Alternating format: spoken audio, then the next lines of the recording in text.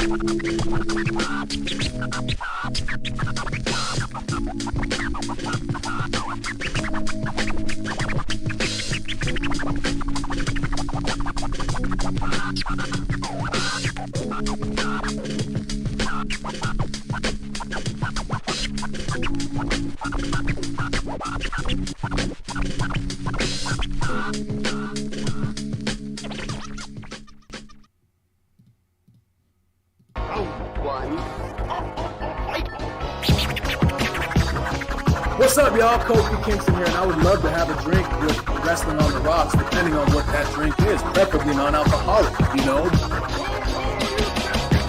How's it going? Tell us who are you, James? Soda. I would love to have a drink with Wrestling on the Rocks. Maple syrup.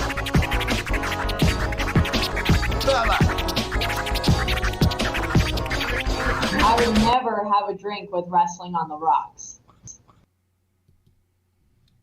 Welcome to the dive bar of the IWC. Welcome to Wrestling on the Rocks, Episode 1, again. I'm at Ref Marsh. We're at WTR, the show. With me today, a little change of pace, but not. We got Mr. Justin Time. What's going on, man? What is up? Thank you for having me back on. Always love a good return trip to the dive bar. Truly, it's always remarkable when you make it for Episode 1, if I'm being honest. Amanda will be joining us at some point. She did not watch NXT, so I thought, hey, me and Justin can get started. We could talk NXT. Then when she jumps in, I'm sure she has a lot to say about AEW, and you're obviously welcome to stay for that too. Dude, it's going to be a busy weekend, and we had a whole bunch of go-home shows this whole week. You know what I mean? This freaking weekend is stacked. Holy hell. I love these kind of weekends.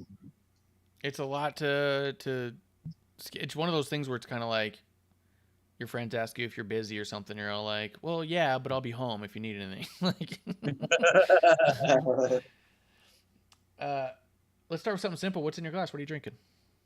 Well, I decided to be like Kel from Keenan and Kel and love orange soda. I do.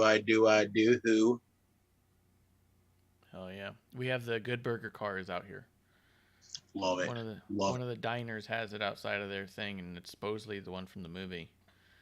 It's so awesome. God, I love that movie as a kid.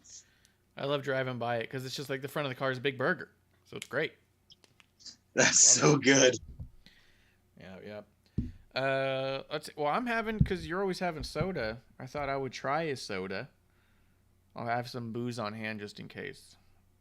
So we can see what it's like to mix it too. But Coca-Cola has another limited edition soda, 0 sugar, which is how I have my soda with no sugar. But it's Dreamland. I don't know what that's supposed to be. Dream World.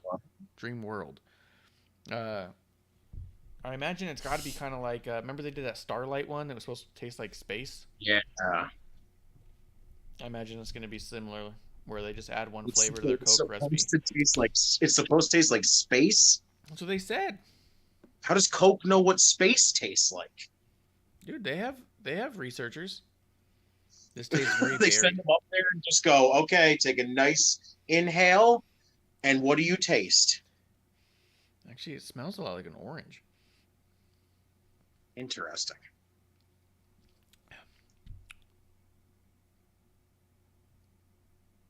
Yeah, I think it's like a Coke mixed with orange soda.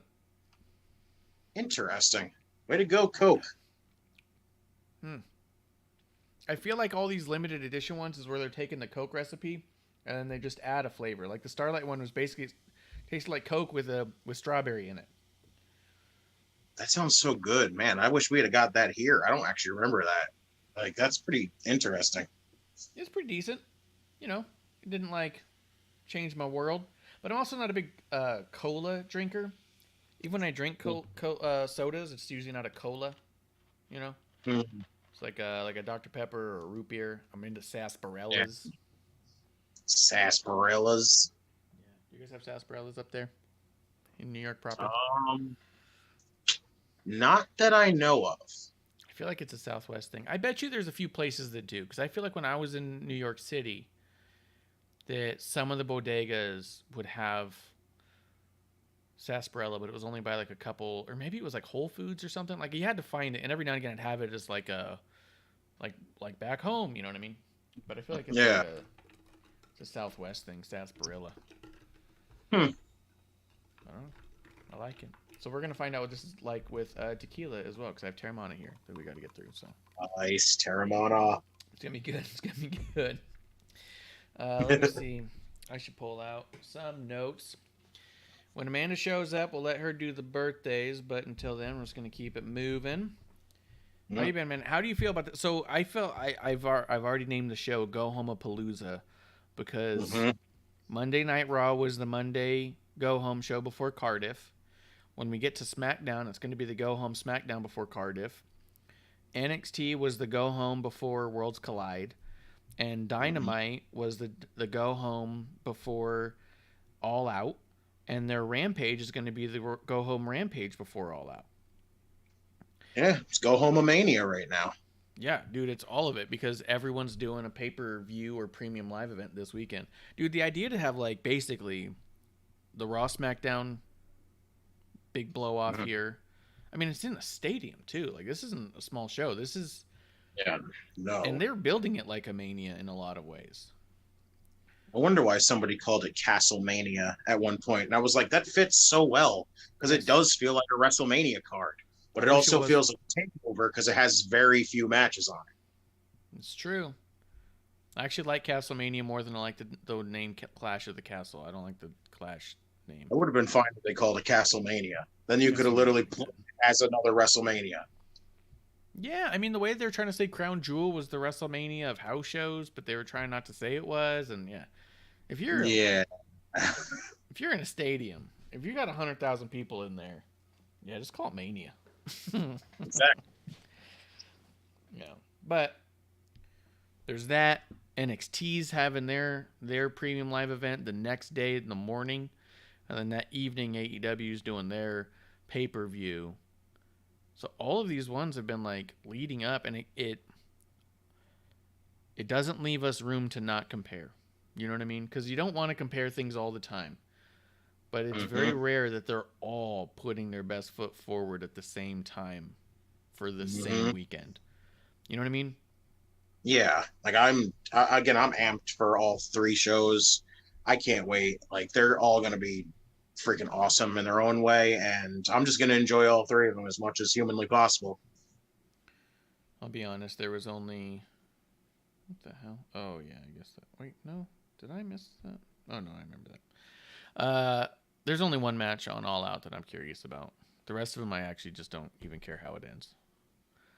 Yeah, I can see it. I can agree with you on some points. But again, I'm going to enjoy them while whatever the hell we get out of them, so... It's true, and I would say even I've seen overall online a lot of people who are not pleased with their build, and we'll talk about it in a bit, but still excited for matches. You know what I mean? Like, I think that you either, if you weren't that interested before, you're probably not that interested now. If you really like the idea of the matches on paper to begin with, then you kind of don't care how we got there anyways. It's kind of what it's almost feeling like, which is makes neat. Sense. Yeah. It's neat. Not the worst way to watch. Yeah. There's just some I'm not like too crazy about, but again, I'm just gonna enjoy them for whatever the hell they are at this point. Yep. I'm doing it. I'm pouring some tequila in there. This better be good because I'm about to choke down the whole thing. What is it? It's the soda that you yelled at me about. Some good old Terramana. Did not. Yes. Yeah. Dude, check it out. Twice in a lifetime. Yeah. There we go. John Cena and... There we go. Actually, if you look at the bottles, they even have like faux signatures of both guys on them too, in red. Both in red. It's harder to see probably, but yeah. Cena's like, Dwayne did that? I guess I'll do it too. Yeah. What's that jabroni doing? He's got his own liquor. Hell, fuck, I'll do it too. Yeah. Sponsor. I'll be like part of it as well. So Dude, I can't wait for when he finds out that Cody has his own cigar. Cause oh god, that's awesome though. yeah. Cody has his own cigar line. It's called American Rebel. I've actually really enjoyed them. I actually got to have one with him once. They actually did one of the Starcast 2 or 3 or something, the Double or Nothing Starcast. They had a meet and greet where it was you bought a cigar and you went out to the patio and you had a cigar with Cody. Like they had a thing, got a picture and stuff, and That's so cool. you didn't have like the whole thing with him, but you kind of spent a couple minutes there talking with him while you guys are both having it and talking about it. It was really cool. Nice event. But God, every wrestler in like WWE and AEW just make your own liquor, just and everything. Even Bailey, make your own. Just it would be Carmella awesome. has her own wine. I know Mela does. That's awesome. Yeah. Like that's cool. Like I just like to see other people like branch out to that kind of stuff. That'd be awesome. Yeah, I think it's great. I love that stuff, and I like supporting them because it's stuff that I like. It's always like the frustrating thing for me when some of these wrestlers will branch out into other things. Sometimes they branch out into stuff that I'm not that interested in. It's like, look, I want to support you, but I'm also not going to spend my money on things I don't want. Yeah. You know? So, booze is something I'll try. But let's talk about it, dude. Let's talk some NXT as we're getting ready for Worlds Collide. Dude, so today was the last NXT UK show. Did you watch it? No, I did not. I did not either. I thought I might, but I knew that no one else was going to. But from what I heard, the final matches was like they went out. But they also filmed a few weeks back. You know what I mean? We knew, and they knew. It's sad to see NXT UK go because I feel like that so much good came out of it. Mm-hmm. Producer lady, that was the one show a week that she didn't want to miss. Like, if she didn't watch all of Raw or SmackDown, she'd be like, did I miss anything? Or, who won this match? Like, she would never just go back and watch it. But if NXT UK went by, she'd come running home and she'd be like, hey, can we put it on? Or, I know this was on yesterday. Can I watch it today? You know what I mean? 1 hour. Yeah, it's 1 hour, and all the matches were really impressive. It was a mix between... I mean, it was like NXT where you're seeing people develop, but you're also watching people who've been doing it a long time, so... It really felt like a nice balance and a different style, and yeah, it's a shame to see it go, but I do hope that what that means is that a good chunk of them bring that style to us. Mm-hmm. You know what I mean? I had fallen off watching it, but I used to watch it like religiously. I would add it to my weekly thing, and I just watch it every time, and it was just like when we got towards like the pandemic and everything, like I just fell off it completely, and it's just like I wish I had gotten back on it before it disappeared like it did, but I'm interested to see what NXT Europe is going to be like. Yes, I hope that a lot of them come back to that too. The pandemic was an interesting time for them because I felt like they really struggled with the lack of audience, but they almost went above and beyond when it came to the striking, which is already kind of a strong style. Like, if you weren't going to hear the audience, you were going to hear the pain. And it was pretty sick. Like, that was, I believe, Ilya and Walter was with no audience, right? Yeah, that was awesome, actually. That's still just as good. Like, hearing those chops and everything else, it just sounds so good. It's like I just watched Stardom. I just watched a Stardom episode yesterday, and again, they have no commentary. And again, you know how Japan's crowds are just they're quiet until something big happens, and then they start making noise, and it's just like watching them wrestle and you can hear every shot. And I was just like, I feel like I wasn't going to like it as much because it had no commentary, but the fact that it had no commentary and you could hear everything, I was like, I think I enjoy this just a little bit more than I thought I was going to. Like, it was just so good. Huh. That is interesting. Have you seen, because you've watched NJPW, I'm sure, at different times. Maybe not religiously, but you've seen stuff. Not a lot recently, but I have watched it like a lot. Yeah, I've watched hours and hours of it, different spots here and there, or I'll watch this match or that, or I'll watch a Wrestle Kingdom from time to time. Like, you know, I don't, it's not can't miss for me, but it is something I will search out from time to time. I don't know if commentary that I don't understand is better than the silence of no commentary. Like, what if it was commentary that like you don't know what they're saying other than hearing their excitement in their voice and their tone, do you feel like that brings something to it? Just because you've recently watched one without commentary, I'm just wondering.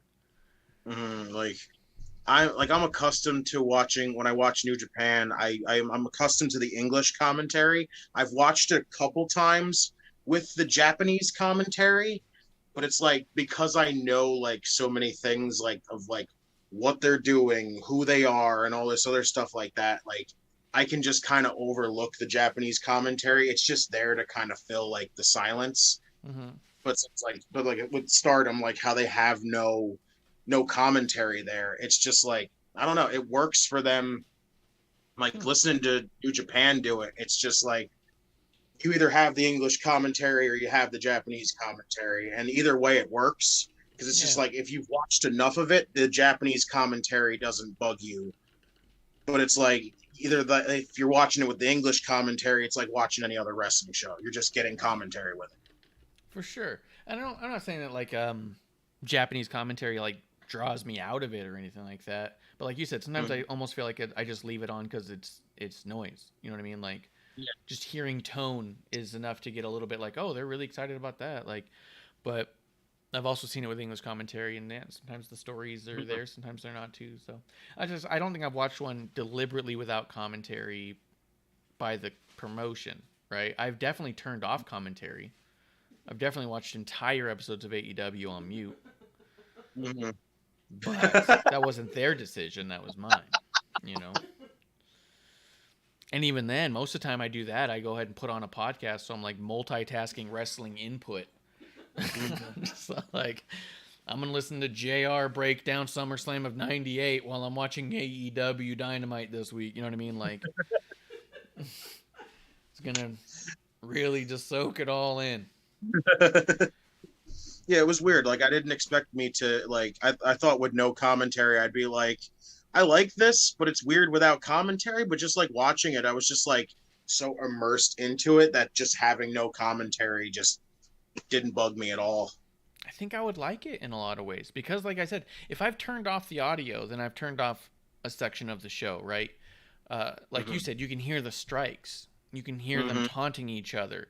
You might not know the words they're saying, but you can see the feeling on their face as they say this thing, and you can see the person receive it. Like, without the tones, I think, like you said, it's probably more easy to get immersed in it. I feel like that when I watch any wrestling show without the audio on, that you can see through it sometimes. It's easier to see the disconnects or the missed timings and stuff because you've got nothing but the visual to distract you from the overall thing. I know this got to like a weird philosophical commentary booth conversation, but I have noticed that, like, especially because like AEW is one of the primary ones where I'll turn off the audio because like some of their commentary can, in the past, I've liked it recently, but some of it in the past has been absolutely grating, and so I find in those times it becomes much easier to see the misses, where I feel like that without it,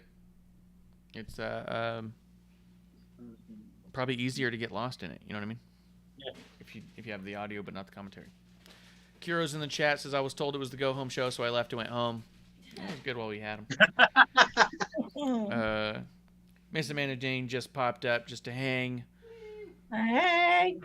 We were talking Stardom and their lack of commentary, but Well, that could be a good thing though sometimes. Yeah, that's what he was kind of saying. Was he got like dragged into it, like he got immersed into the audio of the match.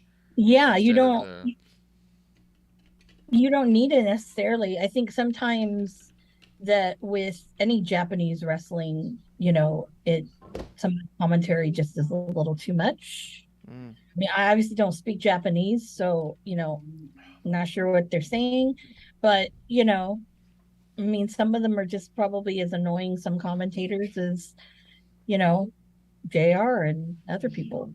Yeah, Jericho. like, I can't say that about Rocky and Kevin Kelly. Like, I love No, those two. no, Terry Kevin- fucking wonderful. no. Those two are the ultimate. And also, I will say this: I also like Juicy Gambino too. Whenever he gets to go up on the mic over there in New Japan, I mean, the one who kind of sometimes I think gets really, and I don't know which one it is, but someone on New Japan, and I'm pretty sure it's not the guy that likes Evil, and when LIJ was around, he'd have the little. Oh, yeah, and he had You the know who I'm talking about? thing in his hand. Yeah. Yep. Yeah. No, I can't remember his name, but you know who I'm talking about. But yeah, no. Yeah. Yeah. Isn't that like something Milano? I don't remember. Yes. But anyway, I think so. I know think it's you're not right. him. It's not him. I want to say sometimes it's Jushin Thunder Liger sometimes who gets really like over the top, but somebody does on New Japan, and I'm like, oh, good Lord. Yeah, I don't know who that. I know who you're talking about. It's Yeah, one of the Japanese commentators. He just gets so into it, like Yeah. he's like Oh, Kevin Kelly. and you're So like, I'm oh my god. yeah. And I always think, am I watching that game show? You know how they had that version of Wipeout from Japan, or those weird Japanese like game shows? Oh yeah. Yeah, that's what he always reminds me of. I'm like, oh, yeah, I'm like, was it really that exciting, or am I missing something? Yeah, so that's why sometimes I'd prefer not to have, listen to the commentary. Yeah, so Stardom's a really good one that I'm like, okay, I can really get into it more so than whoever. It's fantastic to watch. Like as soon as you start watching it, and it's just like you figure you're gonna start hearing like commentary, like just calling stuff and like giving you back stuff, and you're just watching it. It's like, oh wait, there's no commentary, and I'm oddly fine with this. And I'm just like, it really is like it really just depends on the commentary team at this point. If whatever the commentary team is, if they're good, you'll want to hear them talk every time. But it's like when it's a bad commentary team, you're just like, okay, let's just shut this up here. Now, I will say this. No offense, Ian Riccaboni, but he's calmed down now that he's doing New Japan. But there was a while with Ring of Honor, it was like, oh my God, no. And like you could even tell Colt would get irritated because he would take it way, way too far. So, and Caprice, I like Caprice Coleman. Don't get me wrong, I really do. He's good to have that second seat with Riccaboni, and I'm glad Riccaboni is starting to calm down because sometimes it gets a little too much. I'm like, why are you so excited? This is a Kingdom match. Really, I don't think people at home, except for Seven, are really excited. Just to Mike Bennett and Matt Taven, they just won the tag titles on Impact right now. Great. That's cool. Well, his same 7 fans who are the Honor Club girls. Shout out to you, bitches. Anyway. Do you want to shout out some birthdays, and then we're going to talk NXT? I sure do. This week, with birthdays, I'm going to actually preface this one. A lot of these people who have birthdays this week are no longer with us, but there's some really good damn people on these lists. So thus, I feel like we should celebrate them. Like, for example, I know it's really bad. Like when I'm like, oh, I don't think there's anybody living this week who's having a birthday. And I feel bad because we did miss a kind of big one last week-ish. Now I forgot who it was, so obviously it wasn't that important. Mickey James? Mickey James just had a birthday? No, we said happy birthday to Mickey James. Okay. No, I just don't know who it was. So if we forgot you, happy birthday. but Yep. I just don't know. So like today, for example, happy birthdays go out to Bam Bam Bigelow. He was one of my favorites when I was a kid. Oh, I don't know yeah. why. Fantastic, man. He's a badass. Fantastic. Yeah. I loved him in Major Pain. Oh yeah. Oh yeah. Mad Dog Vachon, happy birthday. Now, this next person is alive, and I think he's a pretty fucking cool dude. Happy birthday, Sammy Callahan. Yeah. I know some people don't like Sammy Callahan. He's not their taste, but you know what? Sammy Callahan is fucking great. Okay. Sammy He's good Callahan. people, and I will recommend his wrestling promotion, Pro Wrestling Revolver. That's his promotion. And let me tell you, I think he puts just as much care into that as he does with, because I know I'm pretty sure he's still doing a lot of creative for Impact. So he puts a lot of great care into it. So if you ever go to one of his shows in Iowa, I went to one, or you go to in Ohio, or if you happen to see it on a Mania week, he runs some good shit. So definitely shout out to him. And you'll even see him out there passing out tickets, and if there's issues, you see him out there. I mean, yeah, he's totally rad. So definitely a big supporter of his shows, and he's got some good stuff on there too. Rest in peace, Tracy Smothers. I know, again, another person not a lot of people care for, but I will say this, for what it's worth, I mean, if you've ever gotten to see a Tracy Smothers match, and particularly I saw quite a few at AEW, they were always a great sight to see. Have you ever seen the Grado one? No, that just sounds amazing. Okay, Colt, I was there. Colt had filmed the Wrestling Road Diaries on this particular jaunt. That's why I went, because Grado, and oh my god, I wanted to be Grado. The first time I ever met Grado. But he has a match with Tracy Smothers, and it's fucking one of the best matches in the history of comedy wrestling. You need to watch it. It was from No Sleep Till Brooklyn, I believe, is the one. It's a great one. So definitely got to watch that one. And I make an appearance or 2 or 4. Anyways, and then you got Kikutaru and Colt Cabana. That was a gem too. That was great. The Bunny. Happy birthday, Allie, Cherry Bomb, however you want to call it. I am purposely skipping somebody, but if you like the one United Empire person who is not Jeff Cobb, definitely not Ocean Spray. Thank you for throwing the crowns up. I will not. I'm waiting for Cobb to take over the United Empire. But anyways, that's just my thing. So I guess happy birthday to the one dude. Another person having a birthday, Awesome Kong. I love her. Hey. I love her. Okay. I'm bummed at how her AEW run went, because I thought I'm bummed how a lot of her runs went. So true. She's had bad runs pretty much everywhere. She's been kind of snaky. well, no, not when she was with Impact. Impact was probably Her Impact stuff is wonderful. She's got some great things with Gail Kim, and I mean, god damn, I can go back and just be. So another happy birthday to someone that I love in the WWE universe. Yes, I said someone I love in the WWE universe. Xavier Woods. Oh, wow. Birthday. Yeah. That's another guy, a real cool dude. I met him randomly once. He was at a wrestling promotion I will not mention the name of, but he was there, and he's super cool. Super, super cool. Yeah. I don't know which version of Sin Cara is having a birthday, but one of the Sin Caras is having a birthday. Right. No. If you know it's who just it is. Sin Cara? Yeah, it says Sin Cara. I'm I don't know which one.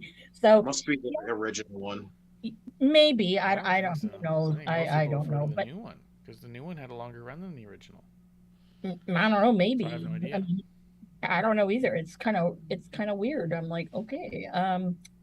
Yeah, we'll just we'll pass through that. Let's see here. Who else we got? Jillian Hall. That's another person who I don't know. WWE. I always cringe when I hear her name. One of my favorites as a child, Wendy Richter, having a birthday. Nice. Yep. Yeah. Ron or Adam, excuse me. His name is Adam now. Happy birthday, dude. Oh, yeah, You I'm choose your sure. own narrative. You go, dude. Same with birthdays. And he's And he's in the rumor mill right now too. Rumor has oh, it he for may what? be coming back. Maybe come back to WWE. Supposedly on Monday too. Well, that's not controlling his narrative. Nope. EC3 must be having shit fit. Yeah, well, to everyone who made fun of that, well, you know what? That's how long-lived it was. Got to go where the money is. And obviously, the only person who's bitter is EC3 because nobody wants you. Here's the weird bit too. As a side note, didn't Braun invest a ton of money into CYN? I think so, like, yeah. Yep. Yeah.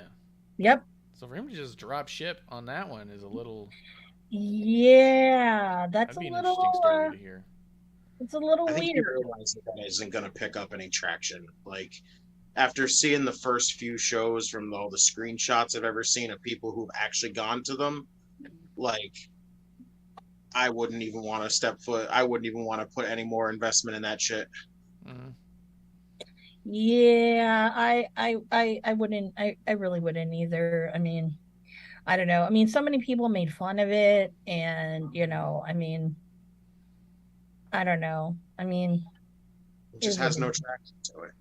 There's nobody's invested to want to watch that stuff. No. Yeah.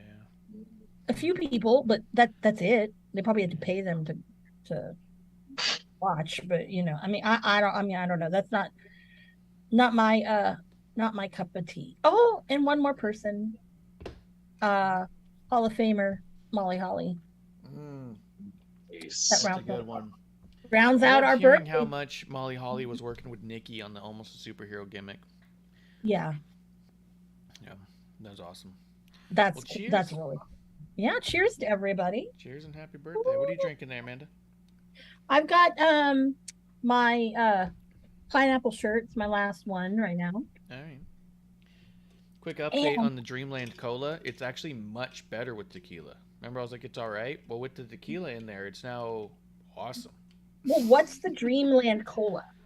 I think it's like an orange. It's like an orange cola. Okay. So it feels like they took Coke and then just threw a quarter cup of Fanta in it. Yeah. Fanta and a cutie or something like that. Yeah. Which, speaking of which, I'm trying to get this sponsored for us. So technically right now it's sponsored, not sponsored. But shout out to Zoku and their cool kind of brands, because now I can have my sponsored, not sponsored anytime and make my own. Today we have Coca-Cola. I was going to put something else in it, but I decided no, I'm not going to. However, I did try to put pineapple shirt in there, but it was taking too long to freeze, so I got pissed off and said, fuck it, I'll just do a soda. So my Coke. So yeah, I still keep working on the Thomas Ashbourne sponsored, not sponsored. Trying to get John Cena's brand to just send me free bottles. Well, first of all, does John Cena follow the podcast? Yes. Why aren't we adding him? We've tagged Adam. Here's the other deal. Okay. After I went and met him, I tweeted out at him once or twice about the event and got the follow. I didn't ask him for it, but got the follow back. Nice. And I was all like, oh shit, because we talked about it for a long time. Cena was in our first 100 follows. He was like really early on. Wow. For the show, not for me, but the show. Yeah. Yeah. And so I was doing all the advertising stuff through @Ref Marsh for a while, and producer lady at some point said, hey, I think we should have a show exclusive Twitter. And I was like, if you want to run it, sure. But I was doing the Instagram, I was doing mine, I was doing the Facebook. Like, it ended up all getting split up between us, and it is what it is now. But she made the WTR the show Twitter account, and I want to say it was like in the 20s that John Cena popped up. And we were like so confused, and we're like, it's got to be a lottery. It's got to be some sort of like, why would we have come across his feed? Like, and then we were like, well, why didn't he follow me at any point? And so finally got the follow right after meeting him, and yeah, that's good cool to know that he's at least looking at it, and it's not just like, someone following people because Well, I don't know. He might. It might still be that. Like, I don't know. I didn't ask him. I didn't say, hey, did you follow? Like, do you remember our podcast? Like, I didn't say that. Although he did like our shirt. I think I told you that. Yeah, you did. Yeah, you did. And that's what counts. And honestly, I have no shame in my game. Yeah. I mean, I was like, shocked. Well, I'm not shocked that he followed me.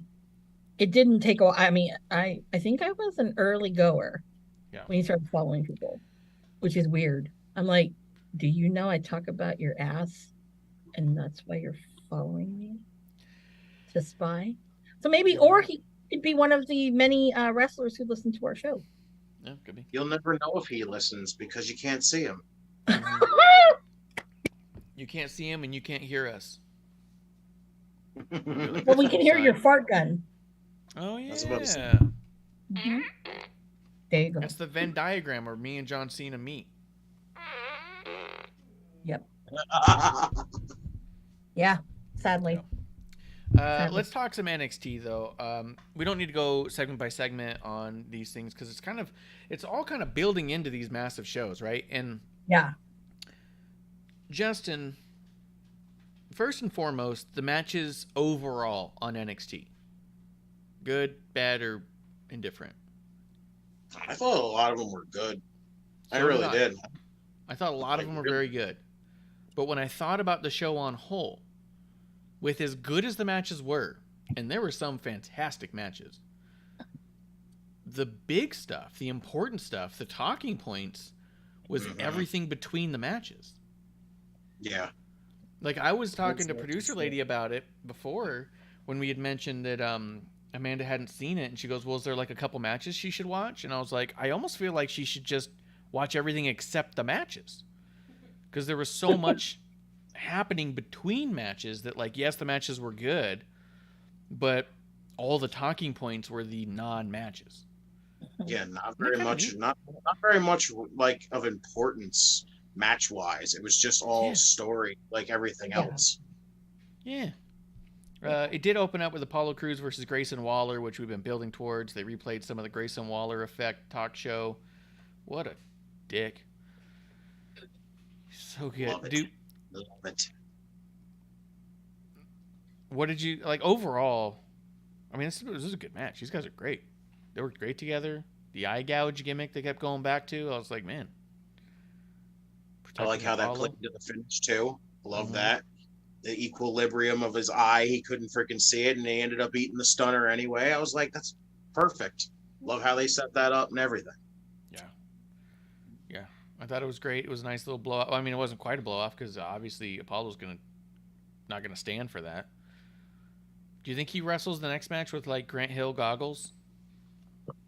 That'd be very interesting. That'd be pretty cool. Was he just gonna hide it under an eye patch and you see him pick it up, and that's when he like zoom in and does this like Terminator thing like he keeps doing? That's a good point.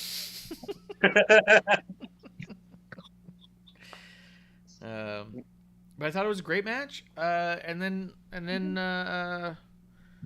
right after that, well, we had Katana and Kaden against Ivy Nile and Tatum Paxley. They did show a little thing in the backstage beforehand with Diamond Mind.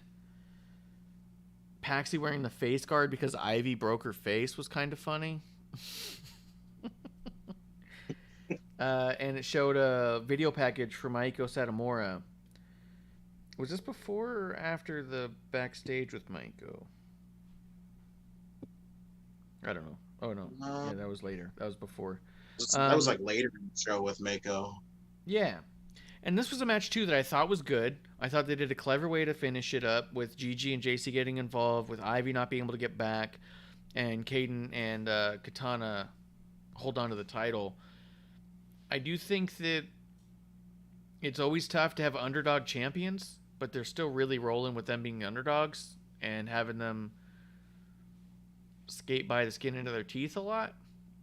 And I think that it would be nice for Kaden and Katana to come off as a lot more like undefeatable as they go. But I think you could build towards that realistically. Yeah. A little bit at a time. Yeah. But even then, the real talking point here was after the match, out comes Dewdrop. Out comes Nikki ASH in silver and black. She's got a new look. Really digging it. Oh, the Raider fan look. The what? I said, oh, she's a Raider fan now. Yep, she's a Raider fan now. Mhm. Instead of the black and gold. She was doing blue and gold, then it went to black and gold, and now it's black and silver. That would actually be hysterical if she pulled the Cena thing and just every show she goes to, no matter what city, she just wears the sports team colors as her superhero gimmick. I actually wouldn't be against it at all. Oh, I was going to say, were they in Las Vegas? I didn't think so. Yeah, they're not in Vegas, first off. Secondly, that would be way expensive. And I'm not saying that they don't make money, but I am saying that the talent pays for their own gear. And those masks that Nikki wears were made by Jason Baker. That's like asking her to get a different Fiend mask for every city. You know what I mean? Like, that's expensive. Although Carmella went through a few, and hers was made by Jason Baker too. But I guess it also comes down to materials, all that, right? But I got to imagine that color coding all of that stuff by city would be a fucking expensive nightmare. Cena just had boots and tights, you know? He just had to get like 2 colors on each thing. She's got the bracelets, or the gauntlets, really, the amulets. She's got the cape, she's got the face mask, she's got the singlet, the boots, the kick pads, and the belt. Like, that's a fucking lot. I can't imagine her gear is less than a couple thousand each. I mean, she's already cut down the cape, so she's already like in the Incredibles, so they're telling her no capes. I think she had the cape on. I'll go back and look. I think she had a silver cape underneath the jacket. I think she just had the jacket on. I didn't see no cape. All right. Well, you know, shouts to Nikki for that stat that I found that somebody put up, that she's now challenged for every women's championship they have now. Yes, she's the only one to do that because she's one of the only women to have an official 24/7 title match, bell to bell. Like, she's actually challenged for it as opposed to people just chasing for it. She's actually had a match where the 24/7 title was on the line. I'm talking about, like, she's now challenged. Now, because of this, she's challenged for every women's title now. That's what I mean. But there's other women who have challenged for most of the titles to include this one, except for the 24/7 kind of a deal. That's what makes Nikki the full complete. Yeah, that's something they didn't add that to the picture, but they just had her challenging for all the other women's titles, like the Raw and the SmackDown and the NXT and the NXTUK, and I was like, that's an awesome stat for her. I love that. Cool stat. That's a really cool stat. She's a badass. And she's so Take nice. That, I've met her a couple of times randomly, and she's been ridiculously nice and warm. You know what I mean? Like, very, very welcoming. What was that? I said she looks like a sweetheart. She looks like she's, like, incredibly nice to talk to, so. Yeah. I'm trying to see if she's got the cape. Yep, here it is. She has a silver cape, too. Silver and black cape. There it is. Sneaking the cape in, huh? Yeah. Nice. Snuck it in. That's what you get for doubting me. Jerk. Okay, let me ask you, because you watch this. So is Cody coming out in different, like, coats every week? No. Like he was? No. Not yet. Give him time. Well, for one, Maybe he doesn't make as much money over there. I don't know. Then also, Cody had different coats at every one. He didn't have different coats. Pretty much. Yeah, he did. He had like How many patriotic Hamilton-looking coats he had? Quite a few. That's true. Obviously, he's recycling them because he's going to have to get Sandra off the AEW payroll and back over to WWE, which will probably happen. It probably will. Probably will. Yeah, and because the only person that I know who really depends on her making their gear is the Guevaras. You can only do so much with a fucking panda after a while. It's all ugly anyway. Yeah. God, I can't wait till Cody comes back, and I can't believe I'm saying those words, especially after the whole bullshit with AEW. But like, I want Cody back already. He needs to like get some Cena superhero healing powers right now. Just come back already. Yeah. Yeah. It's funny to me the amount of like people want to ridicule the machine that is WWE and the amount of levels it takes to get something on screen and the amount of compromise that a lot of the guys have to do. And then you see AEW and you know that everything has to go through Tony, but you also know from what we hear that it's very much a permission to try what you want to try and not so much an editing of what you're going for or a compromise or what if we did this. It's just, oh, that's what you want to do? Yes or no, right? Because not everything's going through either. It's really interesting with guys like Cody to see that without direction at a certain point, he lost direction, right? And things started getting really weird because he didn't have a filter and he didn't have someone to help guide him in a big picture way. It got really weird towards the end where it's like, what is going on? Like he started off so hot for about a year and then it was a lot of like, what is happening after this? And then to see him in WWE where you know that there's a lot of forces guiding him to just be everything we all wanted him to be to begin with. But it's cool. But either way, back to NXT. Doudrop and Nikki, like you said, Nikki's gonna be competing for the NXT Tag Championships. I like that they said they put over Nikki and Doudrop as both being from NXT UK on commentary, and I thought that was interesting because if Nikki trained in NXT UK, she never would have been on their show. I also think she predates NXT UK. I believe she was in NXT proper before NXT UK became a thing. And I think she had made it to SmackDown before they even had a women's championship. But I'd have to go back and look at the dates because I don't know off the top of my head. I wish Grim Reaper was in our chat. He's our resident researcher. The only time he ever challenged for the UK women's title was the Worlds Collide thing, when it was Tony as champion and she fought Bianca and Nikki. What? It was Tony. When this was like that's the only time she's ever she ever challenged for the UK women's title, but I'm pretty sure she was never part of NXT UK ever. Wait, Nikki challenged for the NXT UK title? Yeah, it was at a Worlds Collide with Toni Storm when she was champion. It was her, Nikki, and Bianca Belair. January 2017 is when they did the tournament. In May 2017, did another tournament. 18 tournament. They did a lot of tournaments. The inaugural episode was October 2018. So unless she was in the tournament, which is possible, but even then, those weren't for the women's anything. It was for the UK Championship. Rhea won the inaugural tournament to become the NXT UK champion. I'm pulling up these dates. I'm looking at it. That was established on June 2018.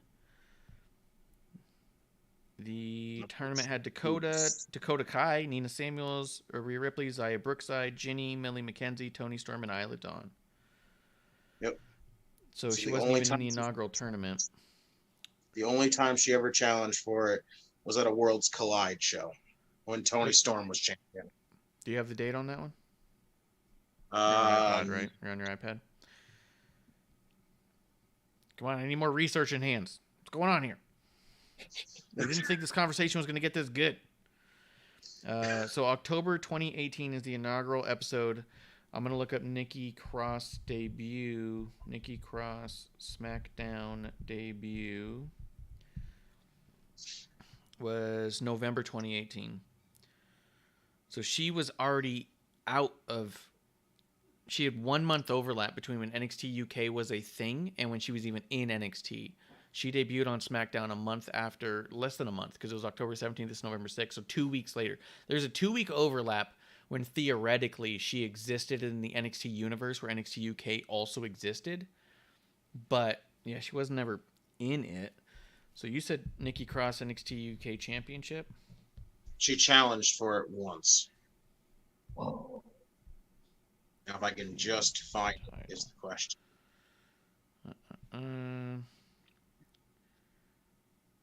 2019, she teased going after the title.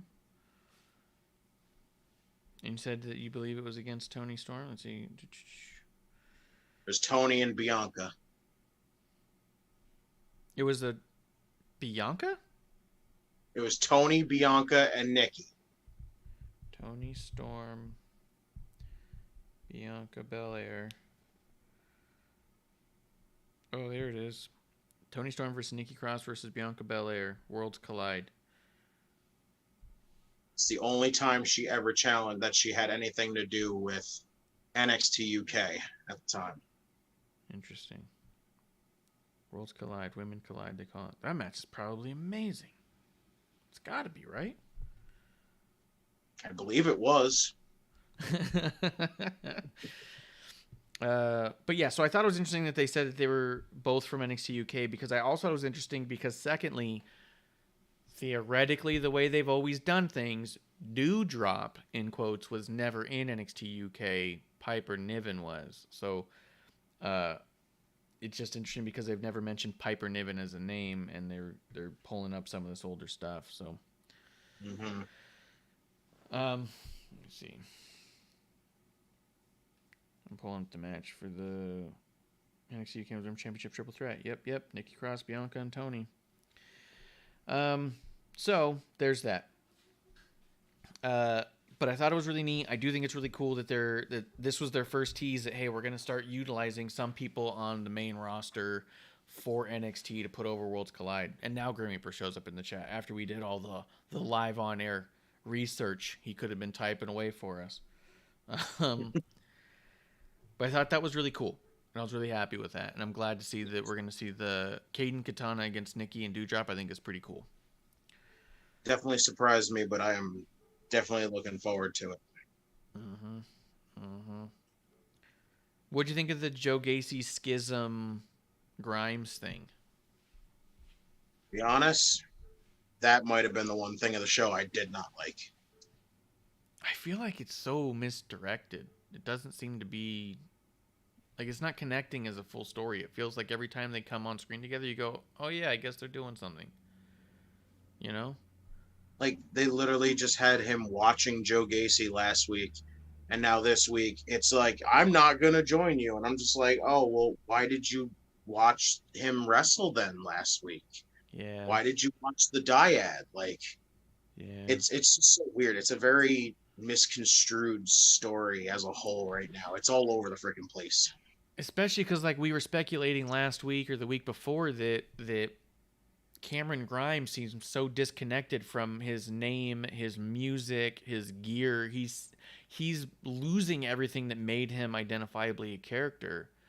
That he's becoming so vacant and so clean canvas that it almost felt natural that he will join the schism, because it's kind of that you've lost sight of everything that is who you are.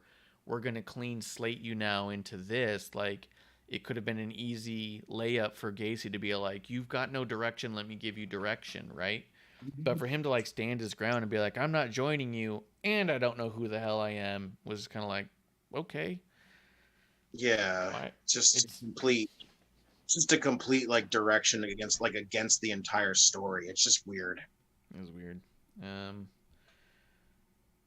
see.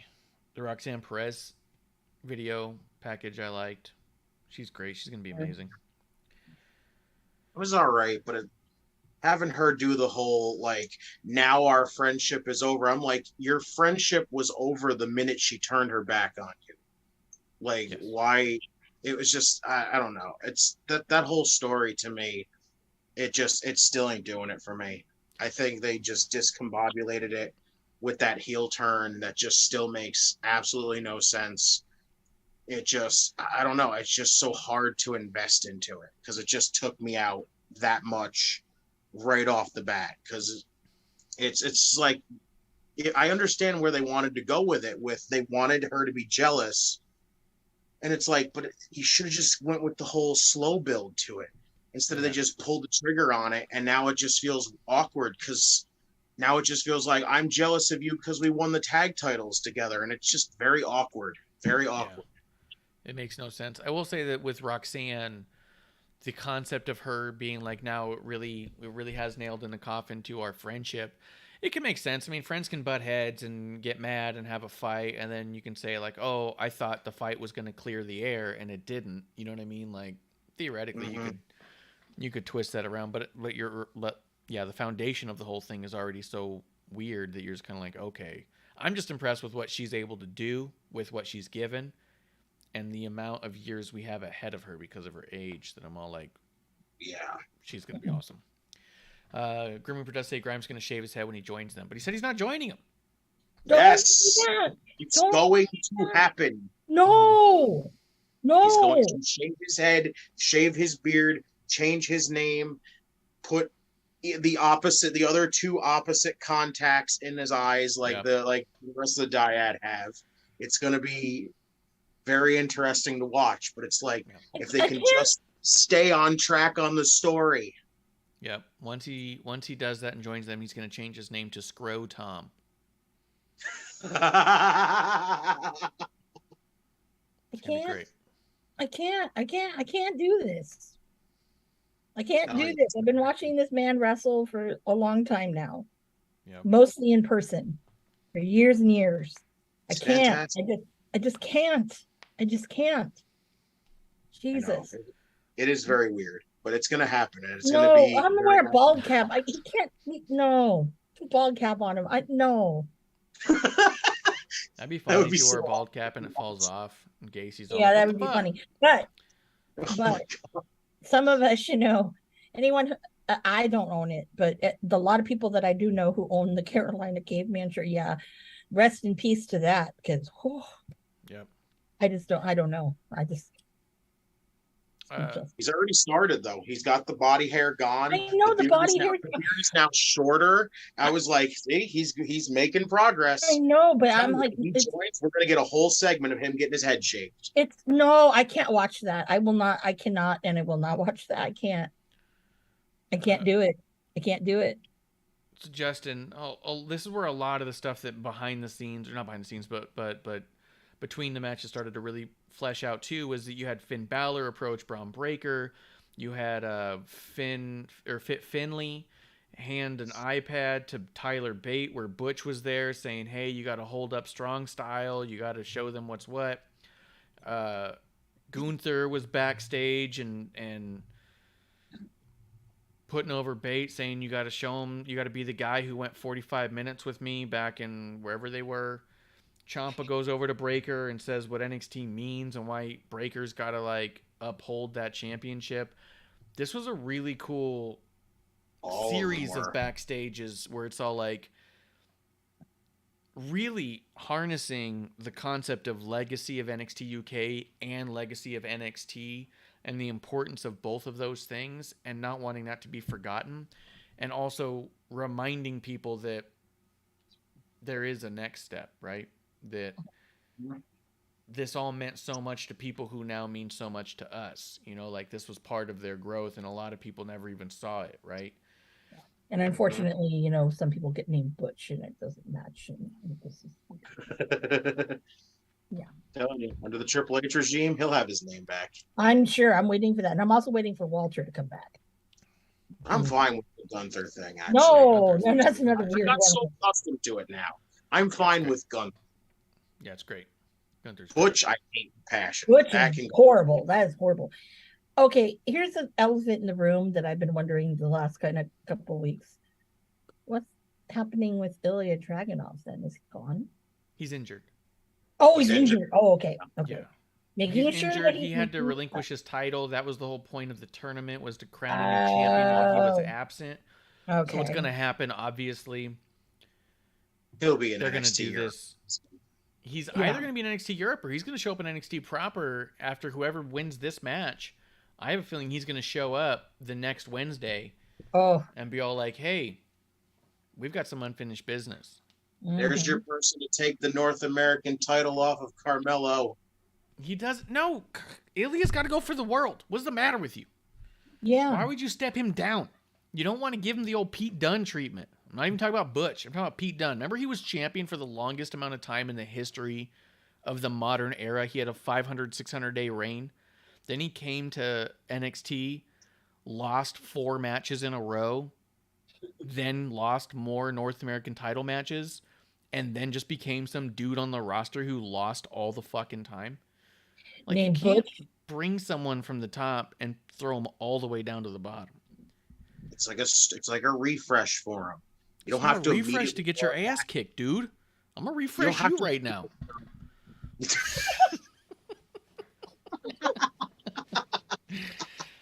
He's like, I'm gonna demote you Well, to. Ay, ay, ay. Mm-mm. Start him a little lower and then build him back up again. Don't just immediately throw him back in the world title scene. Give him a freaking build him back up again. you're telling me you don't want to see Braun Breaker versus Ilya Dragunov? Well, I would love that immediately. Like I would love that, but again, keep me wanting it for now. Yeah, but you're also like right now kind of predicting the fact that Ilya Dragunov's probably going to be named like, I don't know, Pete Dragon or some bullshit like that. He's So not going to lose his name. He's not going to lose his name. If he's gone this far without losing it, he ain't losing his name. well, Yeah. no, that's a Walter. No, because that was still Vince. Triple H likes crazy names. His Yeah, I name was know, Hunter Hearst Helmsley. He loves Yeah, I crazy know. names. Yeah, I know. But even like, well, Disney might have sued them anyways. So Oh, sure. My God.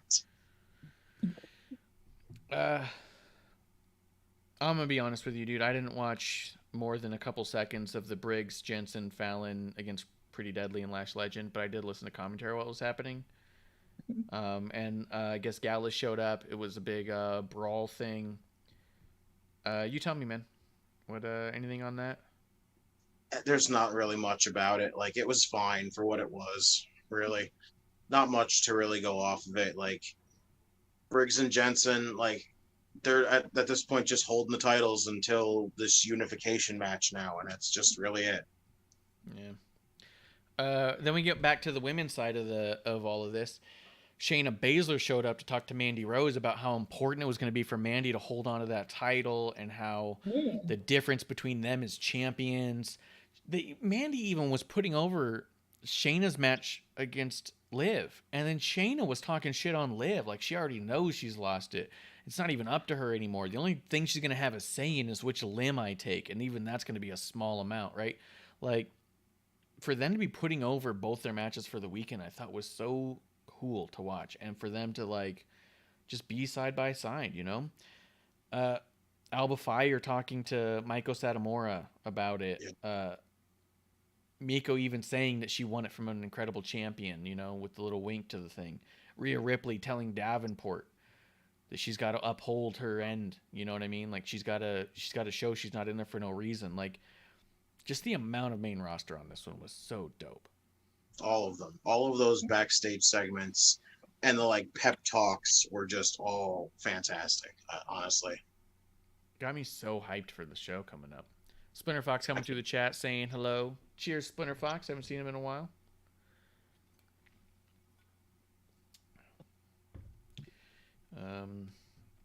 Yeah, 100%. The JD McDonough thing was cool.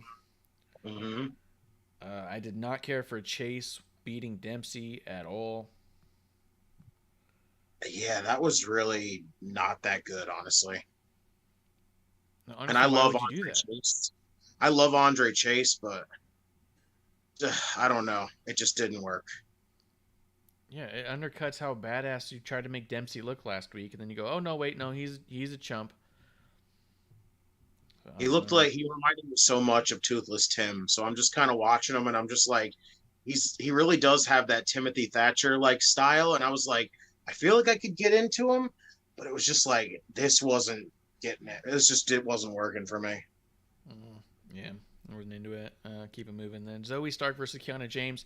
Sounds crazy what I'm about to say, but to me the big takeaway here, Stark versus Kiana James, was that Nikita Lyons has an amazing spear and a badass spinning heel kick.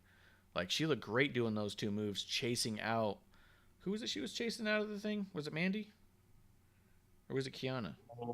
Kiana. It was Kiana. Yeah. Yeah. Nikita has a badass spear, looking better than most men's spears, and her spinning kick, infinitely better than CM Punk's. She didn't break her foot neither. No, he broke There's his so much toe. speed behind it. He broke his toe. Get it correct. I don't know. But But it wasn't a bad match Keanu. by any means. But I was really impressed by those two connections. Were like, even with the kick, it reminded me of Cornette on some of his older podcasts would talk about when he swung a racket at Dusty, and he had told, like, the first time he ever met Dusty Rhodes, they were in the ring, and he looks to the ref and he tells him, he's like, tell him he better fucking duck because I'm swinging for his head. So he swung as hard as he could, and so when he finally met him in the back, he goes, oh, so you're the kid who's going to knock out the Dream in the front, like, you know. But he talks, because he was complaining about how people do they punch to miss, like they punch to go over so you can duck easier. And he goes, no, you're supposed to like go for their head and make them duck, right? That's what I felt like with Nikki. She was, or Nikita, she was trying to kick her in the head and was like, you better fucking move because I'm fucking coming for you. And it was all timed out great, but looked so good. So fast, like she just whipped her leg around so fast, and I'm like, whoa, that was like, if she was just a second slower, she probably would have got knocked out. Yeah, exactly. That's what makes it look good in those moments, is you're not like, which, I mean, sometimes when you're like aiming to miss, it just looks like you're doing the warning shot thing, right? But yeah, Nikita going for the head. But I like Kiana, though. I'm actually liking Kiana James. I don't know Yeah, what it is she's about good. her. She's actually very impressive to me. Oh, yeah. Yeah. I thought everyone here was good, for sure. Sprinterfox in the chat says he's been on an excursion, says the landscape of wrestling has been had a massive change since he's been away. It's a really good point. I'd be really curious to know. Sprinterfox has loved everything AEW's done for a long time, so I'm going to be curious what he starts thinking and stuff as we get into that here in a little bit. And he said he thought he'd be safe from hearing that name here. I do. We'll talk about Cornette old stories. We'll talk about Yeah, I don't We'll like talk that about name Meltzer. either. I don't like that name either. Yeah, no one's saying that, like, hey, everyone go listen to him and support him and buy his merch. No one's saying Hell that. no. Hell But- no. But But no, he said the P word. I will say this. I have no idea who he's talking about. Rather listen to Cornette any day than Phil. Yeah, that's true. Yeah, Phil. Just Yep. Let me see. Diamond Mine versus Gallus. Dude, I didn't watch it. dude. It was freaking great, though. Was it? Go ahead, talk about it. Tell me how good it was. It was so good. Like, I'm telling you, I love both of those teams. And again, there was no Roddy at first. Like, and it was just like, and I love Roderick Strong, but I can't stand the whole bitchy, whiny Roddy anymore. It is so bad. Well- so bad. But I just I thought this was great, though. It's just like, I cannot wait to see what this Fatal 4-Way elimination match is going to be like. I cannot wait. It's going to be awesome. But you know Roddy's gonna whine, Yes. Oh, well. you know. It's a fatal 4-way for the tags, right? I know, but Both. Roddy will still whine, you Yes, know. he will. Yep. So the unification match. I don't know. It's kind of funny too when you think about it, because they put the UK tag titles on a NXT team. So there's two NXT UK tag teams in there holding no gold, and there's two NXT teams in there holding both of the gold. Yeah. Kind of makes me feel like the NXT UK team, one of those teams has got to win. I don't feel like you can let Creed Brothers or Jensen and Briggs keep it in that way. I mean, I feel like you get more. I feel like you get more if you put it on the Creeds. No, I think no. you keep it on the Creeds, honestly, because you get more for that tag team division with them still leading it. No, they're not leading it first off. I think you put it on Coffee and Wolfgang or Gallus, because I think that at the same time you have to be careful not to have NXT UK get punked out. They can't be going into this Worlds Collide thing and saying, hey, we're unifying all these things, and at the end of the day just punk out all of NXT UK. I mean, if they put on Gallus, I am not against it. Yeah. Gallus is good. Let me see. Oh, Nathan Frazier and Axiom. What'd you think of that? It was funny. I thought Amanda might have got a kick out of that one. I don't know if you got to see it, but Nathan Frazier was telling Axiom, the former A kid, oh, if only you had been in NXT UK, we did a type of match there that was like rounds based. He goes, I know that you're not from there, so it'd be probably hard for you to understand the rules. And he goes, but then again, you're good with numbers, so maybe you would get it. So they're basically going to do a Heritage Cup type match at Worlds Collide. It was so good. It was really tongue-in-cheek and funny. I didn't hate it. But I was also kind of like, all right. Supposedly it's going to be a best of 3 between the two of them, so... Best of 3, yeah. But also, Tell me about that. Also, you're making fun of the Orlando people if they really don't know. That's true, and that's good. I like making fun of that crowd. That's what I was getting at when you were saying this. I was like, because the Orlando people are really kind of dumb. Mm-hmm. Yeah, yep. I mean, Fox does say, I have to say Riddle and Seth has been a great storyline that is on major TV. Seth brings out the good out of anybody he faces in the ring. Yeah, they've been doing really compelling stuff. We talked about it yesterday with Kevlar, those segments. I'd be curious to know more about what Splinter Fox thinks of the main roster stuff, just because it's so different now. I mean, there's a lot of similarities, but it's very different in the feeling of it. And he goes, wait, so NXT UK is done now? That is correct. It is done. There is no more NXT UK. They're unifying all the titles. And they're folding it because they're going to, in about a year, come out with NXT Europe, which is going to be more than the United Kingdom. It's going to be all of Europe. So I don't know how many more countries that involves, and I'm not good at geography. So how about that? a lot. A lot more? A lot. Good. I hope they take over all of Russia. I don't even know if they're invited. But anyways. I don't know where Europe is, but I know that All Atlantic means Japan, so probably Japan too will be in Europe. That's what I've learned from wrestling. I think they probably mean anything that's connected to that big old landmass over there. So that would also be Asia. Could be. And countries in Asia. That wouldn't shock me. Wouldn't shock me. I wouldn't shock either. What I've learned about the All Atlantic title makes me think that all of geography is pretty much whatever you can fit on the title. So whatever emblems and flags can fit on the title, that'll be. But I want some cool flags up on these titles, you know? Like, give me the flag of, I don't know, Zimbabwe. That'd be a good one. That's Europe. No. As long as the flag fits, it's Europe. Oh, okay. Oh, actually, Splinter Fox I don't think has been around since I had my fart gun. So. Oh, yeah. Yeah. Wow.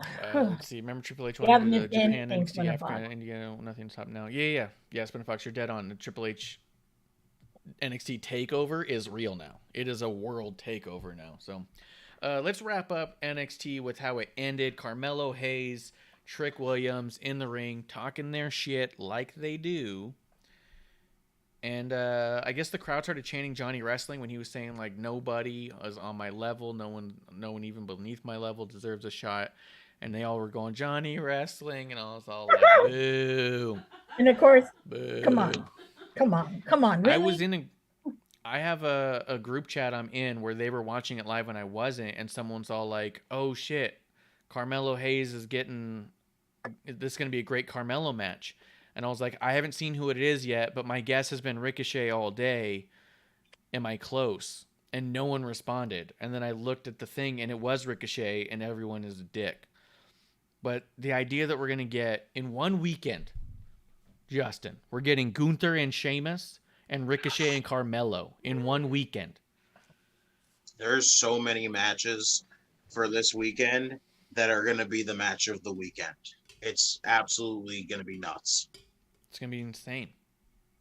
You know who's not having match of the weekend? Punk. Absolutely not. But I want to know, Amanda, did you see the end of this? Did you watch the end I of thought, NXT? yes, I did see part of the promo, and I was like, first of all, Ricochet. Holy shit. I didn't cringe when he was on the mic, first of all. I told you he's been I getting know. better. And when I saw this and every little bit, I was like, she has to see this. She has to see how far he's come. I did. And I was like blown away. Especially because this is a week where we got Ocean Spray again on fucking national TV. Talks like with a bunch of fucking marbles in his mouth. Mm-hmm. And then you have the better version of him, which a lot of people were trying to post all these photos, these gifs and stuff, or little clips of 2016 Bola when it was the Elite versus Ricochet, Seidel, and Ocean Spray. Sorry, I almost said Osprey, but I mean, was it great? Pretty good match, not gonna lie, but when you see matches like that, you obviously can tell who's the superior one of the king of the flippy style. And it certainly was not Ocean Spray. And I'm not saying that because I don't like him. No. It was very, it wasn't fluid. It's very clunky. But we'll talk about him clunky later. But no, I was just like, holy fuck, this is going to be fucking amazing. So Ricochet and Carmelo is going to be so badass. Yeah. Ricochet's gotten so good on the mic. The only thing that's missing with him is like connecting through the screen, right? Because like when you see him live, I've seen him live a few times, and every time the entire crowd there is in absolute awe. And when people watch him on TV, they're impressed.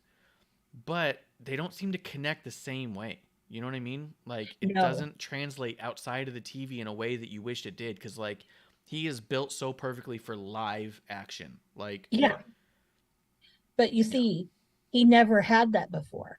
So that's why I was so mad when they called him up so quickly. I'm like, he's never had, or he's been on TV like this at all. He wasn't really in Ring of Honor. Yeah, he went to New Japan, but that's totally different, Japanese audiences, are, bizarre. Let's just say it that way. They're bizarre, versus the US audience. So, that's kind of a weird one, but that is something definitely. I mean, that's going to take a very long time for him to be able to do that. But I think, like, for me personally, I would much rather watch him live than, actually that particular style. I'd rather watch live. There's very few people that can make it, look and get the audience into it on the TV perspective. Obviously, Seidel was still really, really great at that. I think Kushida is another one, really great at that. Oh yeah. And the Lucha Brothers, I think too. I mean, I think that those four are really, really, they're good with that, and it transfers really well. Other people, they have to really work on it, or it just looks messy. Yeah. I don't think Ricochet looks messy, but I do think there's some sort of factor that's just not there, and I hate it because I think he's just so good. I think it's because he's so good, and it's like, this isn't real. Like, because how you're always, it's like choreographed wrestling, but the way he does it, it doesn't feel as choreographed. We've talked about it before. He's got the most natural way of moving his body into places where he has to be without looking like he's trying to get there. Oh yeah, absolutely. And I think that with him, it's one of those things where it makes it look like, when you see that, like, damn, I want to do that, but no, that's not humanly possible to do. Yes. And it's not in like the spot monkey type of variety that most people, are pigeonholed into.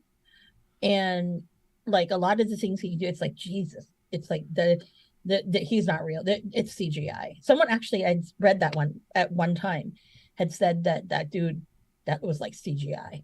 There's no way. And I'm like, no. There's been times I've seen him do like that 720 splash where he's spinning, and I feel like he got caught in the air, like he's stuck. Yeah. Like he's in the air flipping, and you're like, oh shit, he's stuck. Gravity stopped working in that area. Or like, wait, the TV froze. The internet's down. The stream. I know is that they used to down. call Neville the man that gravity forgot, but I feel like that's Mhm. way more appropriate for Ricochet. They both are kind of on that level. Why did I forget about Pac? But no, they both are kind of on that level. The only with Pac, it's kind of fun. It more like, okay, and no offense, and it's gonna sound really fucked up of me saying this, but his little pointy ears, he already He's a looks goblin like man. not a real person, a little elf, magical. So it kind of is like, that's a magical man, so Yeah. makes sense. Ricochet's a dude, Yeah. it's so Ricochet no, is the but triple Neville too. finisher. I mean, he's Pac, Neville, whatever you want to fucking call him.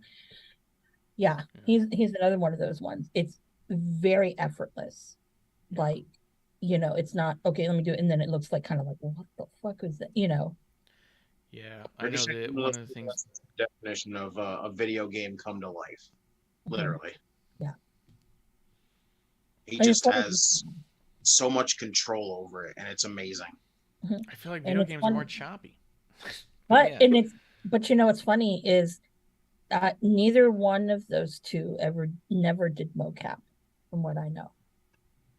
And some of the people who did mocap for those types of moves, you'd be able, no, why didn't they get someone who really knows how to do those moves?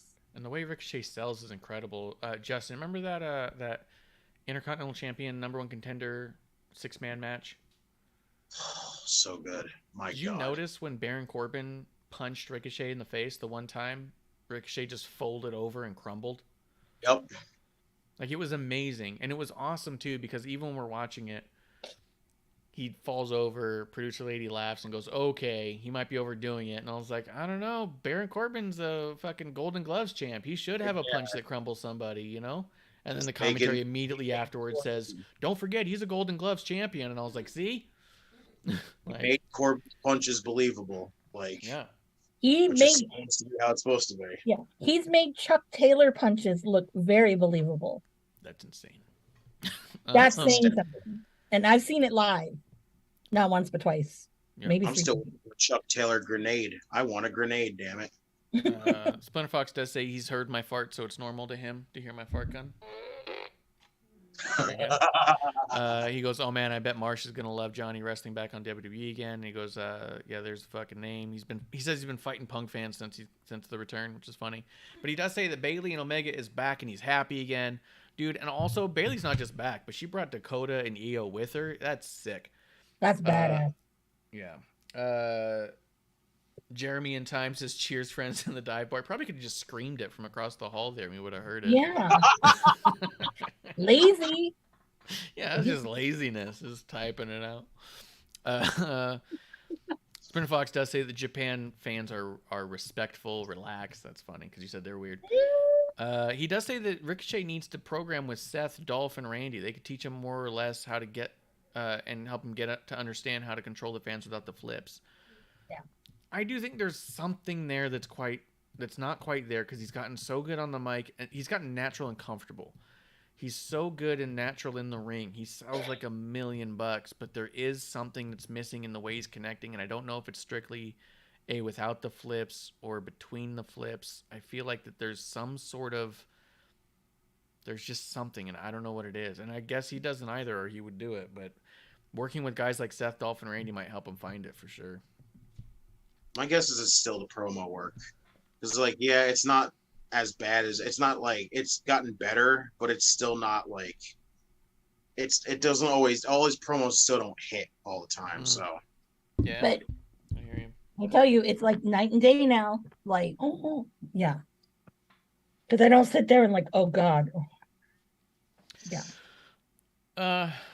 You guys want to talk anything else on Carmelo versus Ricochet other than we're getting a dream match on paper? And that's how it's done? I'm going to make this comment. Make this comment.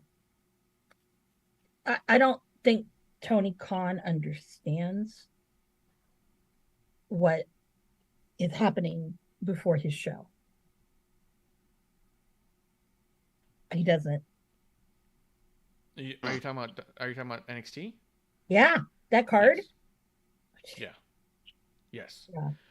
I have a feeling. So let's talk AEW, and as we get into it, I think that I'm here for the pettiness, and I don't think it is what it is. But I also wouldn't be shocked if someone were to say that wasn't on their mind, right? That the idea that we're going to get Clash of the Castle, which they're basically building up to be a European WrestleMania with a lot of the biggest matches they can possibly put on. They're going to follow it up. And that's the other thing. They have not been exhausting the crowd. They're not doing 6, 7, 8 hour pay-per-views anymore. They're 3 to 4 tops. They're going to put on another 3 with NXT, with dream matches and unifications of NXTUK and NXT. You're going to see what we've been saying people should have been seeing all along. NXTUK style matches. Bait and Braun? You kidding? All right before AEW. And I was like, I don't know that WWE isn't trying to exhaust the fans before AEW even kicks off. And by the time the NXT or the AEW ends, because they've been putting on marathon pay-per-views, 5, 6, 7 hours. By the time they get to the main event, a lot of these wrestling fans will have already been fucking 15 hours into wrestling. If they get 3 and 3, if they get 4 and 4, they're 8 hours before it starts. And you want to give them another 8? You want to give them 15 hours before they get to the main event, which is a rematch of Punk and Mox? I think that I've been saying it for a while too, since at least episode 1. Tony was never trying to be the alternative you could watch while watching wrestling, or watching WWE, I should say. He's always tried to create his own universe where you have to choose one or the other. And I think this weekend really solidifies that. I think guys like Justin are insane and they're going to watch all of it. Damn right I'm going to. Yeah, I'm going to watch it all. Yeah.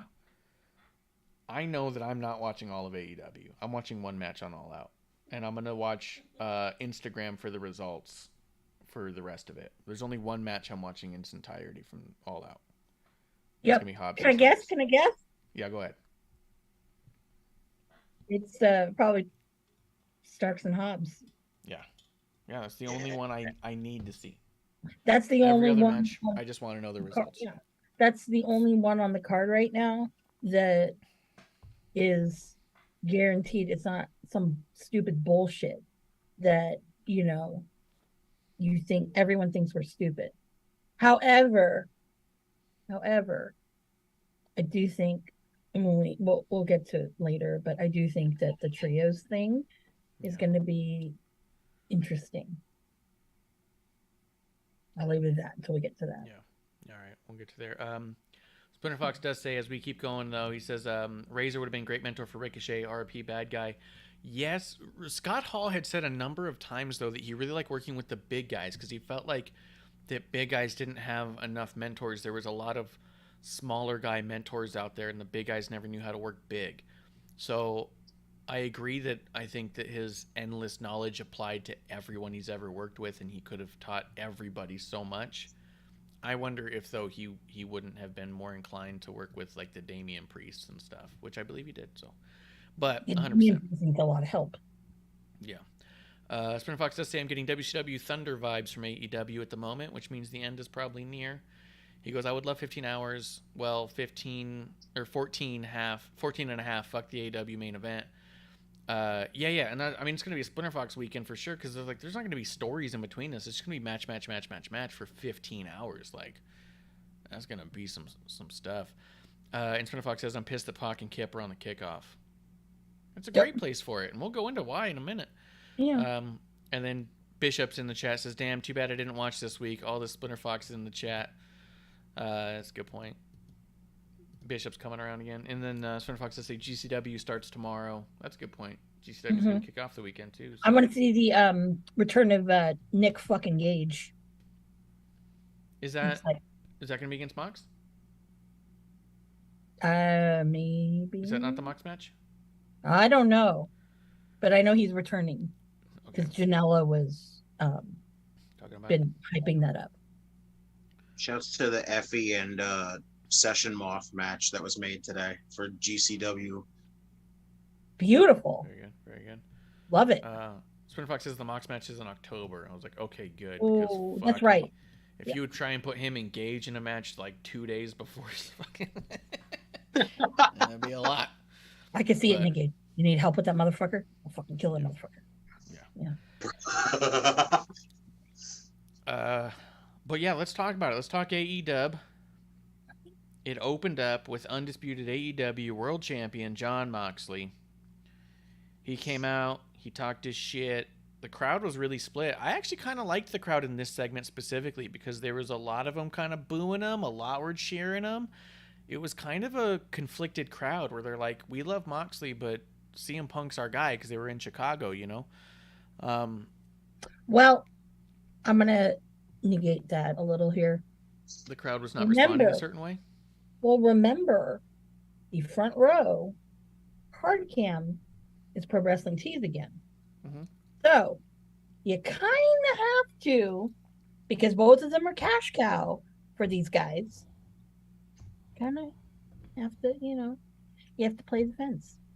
Yeah, but it was a lot of the crowd was on the fence. Yeah. And that was neat. They even were doing crowd shots where you could see this row saying Punk and the row behind saying Moxley. Like, you could see it broken up. And I thought that was pretty neat because most of the time the crowds are just cheering everybody every time.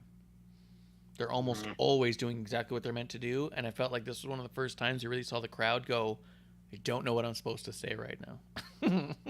And you know what? Been there, done that. Mm-hmm. What? Been conflicted?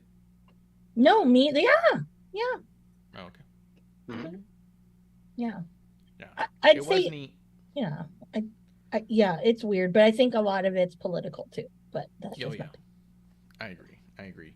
And then ultimately, it boils down to Moxley saying that he'll take on anyone at any time. He signs an open challenge contract and throws it on the ground because rankings be damned.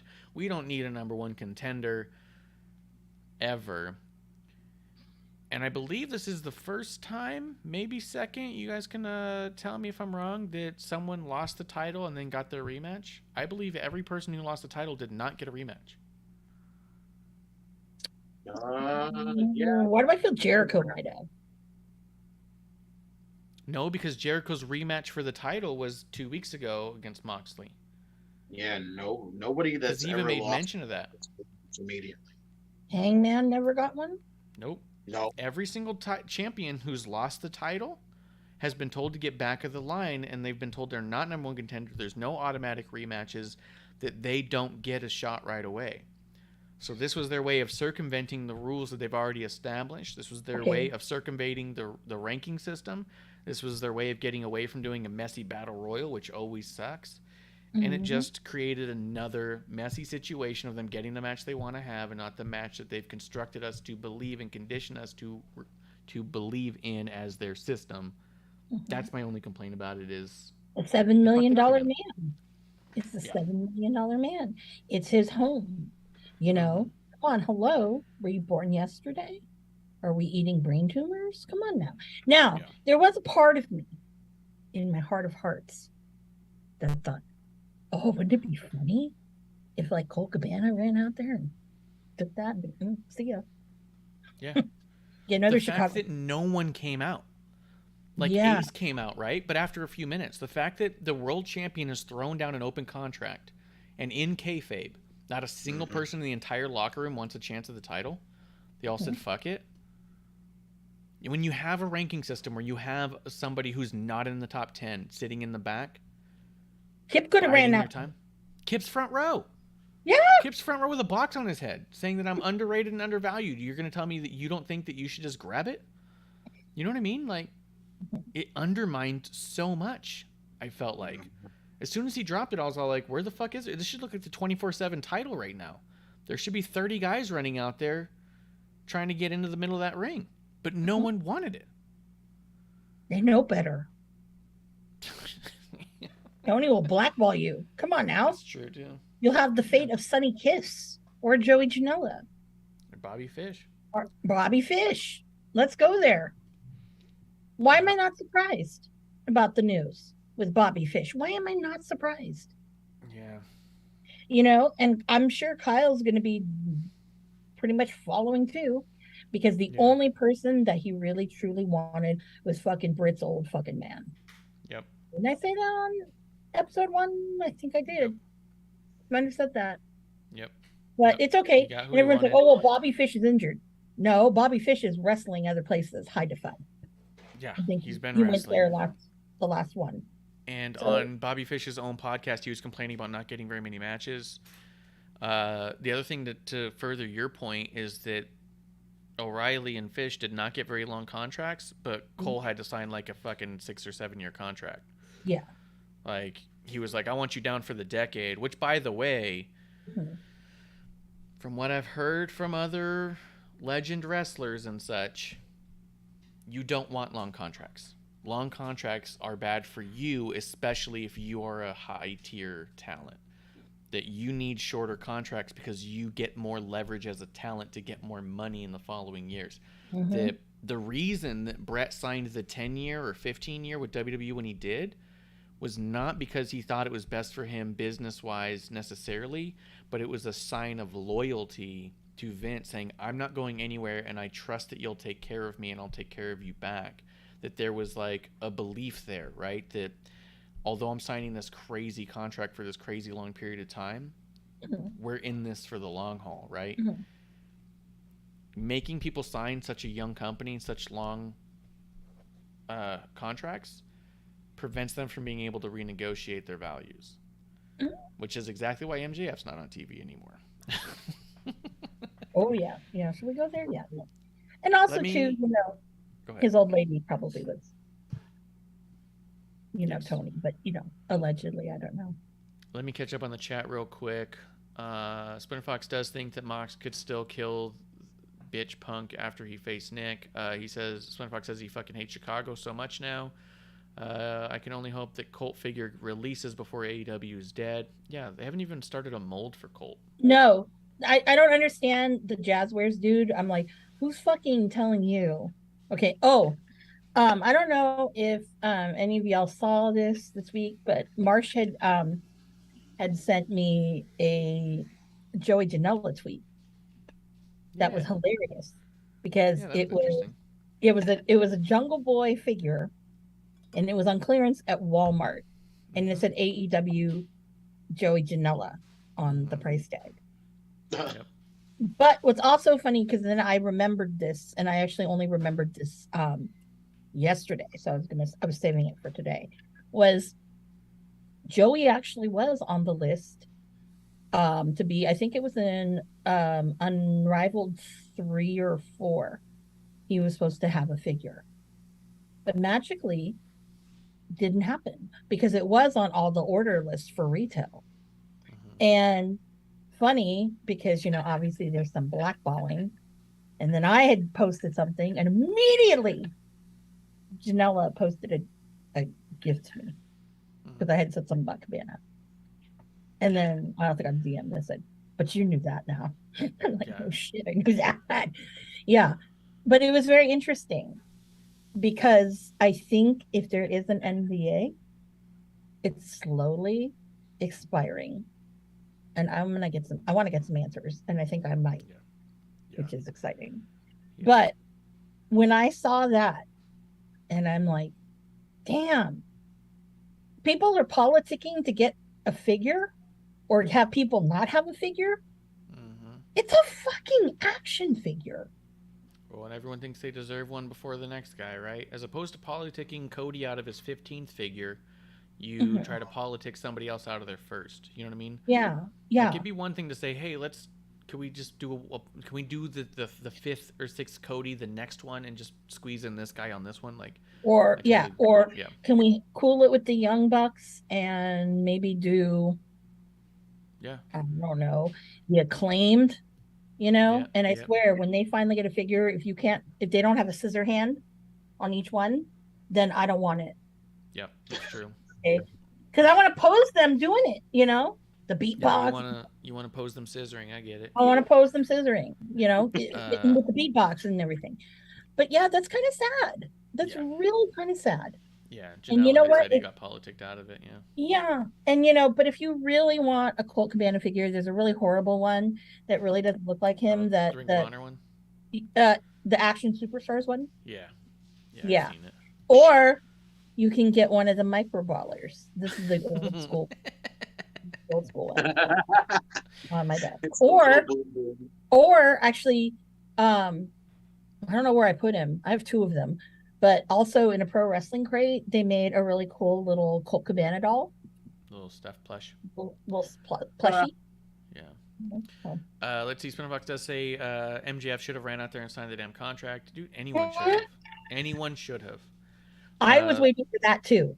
Yeah. I was, honestly.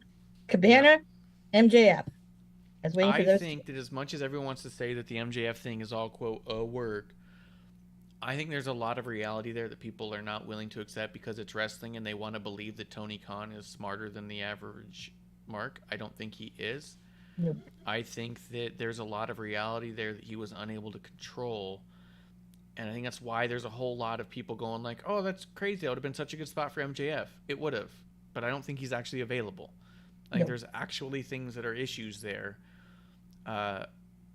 Which is also why everyone's saying like, oh, well, I've said it. I've seen it so many weeks. This is obviously where MJF comes back. Oh, this is where MJF's going to come back. Oh, this is the perfect spot for MJF. I don't think it's going to be when you think it's going to be, is what I'll say. Yeah. Spinner Fox does say Thunder Rosa got another title shot after she lost the first time. You know better than anybody, Splinter Fox, that the women division does not matter the same way, and they do not pay attention to it. There's a good chance Tony Khan didn't even realize she had a title shot before that one, even if it was a week before. Splinter Fox does say Kip's not in the front row anymore. Might as well. I don't know. I don't care when he is. Do what? The front row? Kip. He's saying Kip's not in the front row anymore because I said he was in the front row. I mean, he might not have been. I don't know. I don't fucking care. But when Fox does say what's going on with Bobby. His contract is done. He's not re-signing. He wasn't offered to re-sign. He just got ghosted. Yeah. Bishop's in the chat says, remember on episode 1 when I said AEW was trash? I do remember that on episode 1. Yeah. Spinner Fox says, Black and Cole are screwed if they do stay afloat for 6 years. And he goes, well, Black is one more injury away to hang up. It's possible too. And then there's the rumor right now that he's asked for his release and was not granted one. There's also a rumor that like up to 5 or 6 AEW people have asked for their release and not given them. Yep. Figure would be selling like hotcakes. Yep. Yeah. FDR not being in the video game. Yeah, the FDR not being in the video game thing, I think, is them being moved to downloadable content and just not being default. And I think the idea is that they know they're popular and people will pay to They'll get a lot of money for that. Yes, where I think the Young Bucks have to be in the game because it's almost like, how are you going to make the first ever AEW game without the Elite? Where FTR is the most popular tag team they have, they think they can probably get more money out of you. So I don't think it's that they're out of the game. They're just not defaulted into the game, I think is what it's going to turn out to be. Then Spinner Fox says, no, what you do is you get the really bad Colt figure and get an AEW figure, remove the head and place the Colt head on that figure and put as a tire. Okay. What's that? The Colt head does not look like Colt. That's the thing. No, but if you pop the Colt head on like a Powerhouse Hobbs body, you probably get away with it. Put the Colt head on? Yeah. No. All right. That you realize that Powerhouse Ricky maybe. Okay. Ricky maybe. Ricky maybe. See, look, maybe. Eddie Kingston. Okay. You can do it on the Kingston. Eddie Kingston. There you go. There you go. Also, equally bad head. You know, let me tell you, Eddie Kingston, if you look at Rings Like Collectibles, because, you know, I'm trying to get the damn Darby one, you know. So all of them have gone down in price. Mm-hmm. You can get Christian and you can get Powerhouse Hobbs for $17.99. You can get Thunder Rosa is $19.99. Mm-hmm. So is Ricky. But Eddie Kingston is still holding at $22.99. Good. You go, Eddie. Oh, Spinner Fox says, take the vest off of Evil Uno. That's funny. You know, that would work. No, it's one piece, but you could take the head off of Evil Uno and it's fine. Yeah. I just feel bad because I'm waiting to find Thunder Rosa in the wild. I want to get it from the store. I want to do that. Hey, I found it. Hell, I found that whole. I want Darby. Okay, I really want Darby. Spinner Fox does say that he hasn't seen the Young Bucks render for the video game, which is true. But you know what we did see is we saw the gameplay of Adam Cole doing his finish. Here was the most remarkable thing to me. If you go back and watch that clip, I'm not making it up. Go back and find it. Adam Cole on his finish in the video game slaps his leg and misses Kenny. And I'm all like, wow, they made it so real. Like, I replayed it frame by frame over and over again, where I was like, wow, they really went out of their way to make sure to be like, well, this is how it is. They don't actually touch. I'm like, it's a video game. You can make them touch. Like, it's fine here. Well, question, was Aubrey the ref? So you saw Aubrey the ref in the video game? Well, they messed up the Aubrey stuff because she's, like, kind of a normal ref in the back. She should be, if the Aubrey ref render was correct, she would be in every shot, like, between the camera and the talent. So, like, she would just be in the way of all the replays. Got it. I love hearing producer lady cackle in the background. I never know if you can pick it up or not. But yeah, Best audio ever. Yeah. I got in trouble for that once on a different Zoom, where someone's like, said they were going to charge me extra for producer lady being in the back laughing like but it's petty. I love it. It's so very good. Petty. This is the petty part of this episode. We're here for the pettiness. Mm-hmm. Oh, Spinner Fox is asking who is Darby. I'll answer that because otherwise Amanda will take 15 minutes to talk about how amazing it is. The Chase variant of the Ricky Starks figure is the Darby version where he dressed up as Darby Allin and the emo thing, and he's got the face paint, and he comes with I believe even a skateboard, right? Mm-hmm. Yeah, it's a really cool variation they've made. And matter of fact, of all of the Chase toys they've made in every series, I think that's the best one because it's the only one that's more than just a repaint. Almost every other Chase variant is the same exact mold in every way, but like a different coloration. You know? Like I want to say they did a Taz Chase variant where he's got a slightly different pair of pants and comes with a hat. And you're like, great. like, and then he says, I'm going to get the game and get Sheeta to whoop all those asses. Yeah. All right. Let's keep it going. I did like the Mox promo, but I thought that everything after he dropped the contract was kayfabe dumb. Justin, I don't think we've heard it from you in a minute. Was there anything you want to weigh in on any of this? No, you literally just said what I was just about to say. I love the Mox promo. I hated how stupid it was when he drops the contract, and I'm just expecting somebody to come out, and then fucking Ace Steel came out, and I went, nope, I'm out. Forget it. Okay. Here's the deal with Ace Steel. Okay. First of all, question. Yeah. When did Ace Steel start working for AEW? Yeah, that's my point, is that he's only showed up the last 2 weeks. He's all of a sudden there. All they've said on commentary is that they're friends, that they go way back. In the promo we get later, he says that I trained you. But we've also heard from... I haven't watched every Punk interview, but I've watched a few. I don't remember his name ever coming up. I don't. I'm sure it has somewhere. What, in AEW land? In WWE documentaries where he talks about his career path and everything and how he got to where he was, and he was talking about the indies. He even talked about facing Chris Hero. I don't remember the name Ace Steel. Maybe. I believe so. Yes. But it would have been in passing. It would have been a lesser than comment. No. I actually watched that. Beth, I'm admitting this, but this is actually when I didn't mind him. Okay. Mm-hmm. I watched I was watching it for Colt Cabana. Let's go there if you really want to go there. But Ace was one of the people that was interviewed in that thing, and obviously Cabana, because Ace Steel was the one who him and Danny Dominion. It was the whatever they call. I can't remember the name of it. The Steel Dominion. It could have been the Steel Dominion. I don't know. But anyways, that's where Punk and Cabana met and became BFFLs. Because who would have thought? You had this like nerdy freaking Jew and this very mean, punk rock kid. Who would have thought, right? But it never has been brought up in AEW.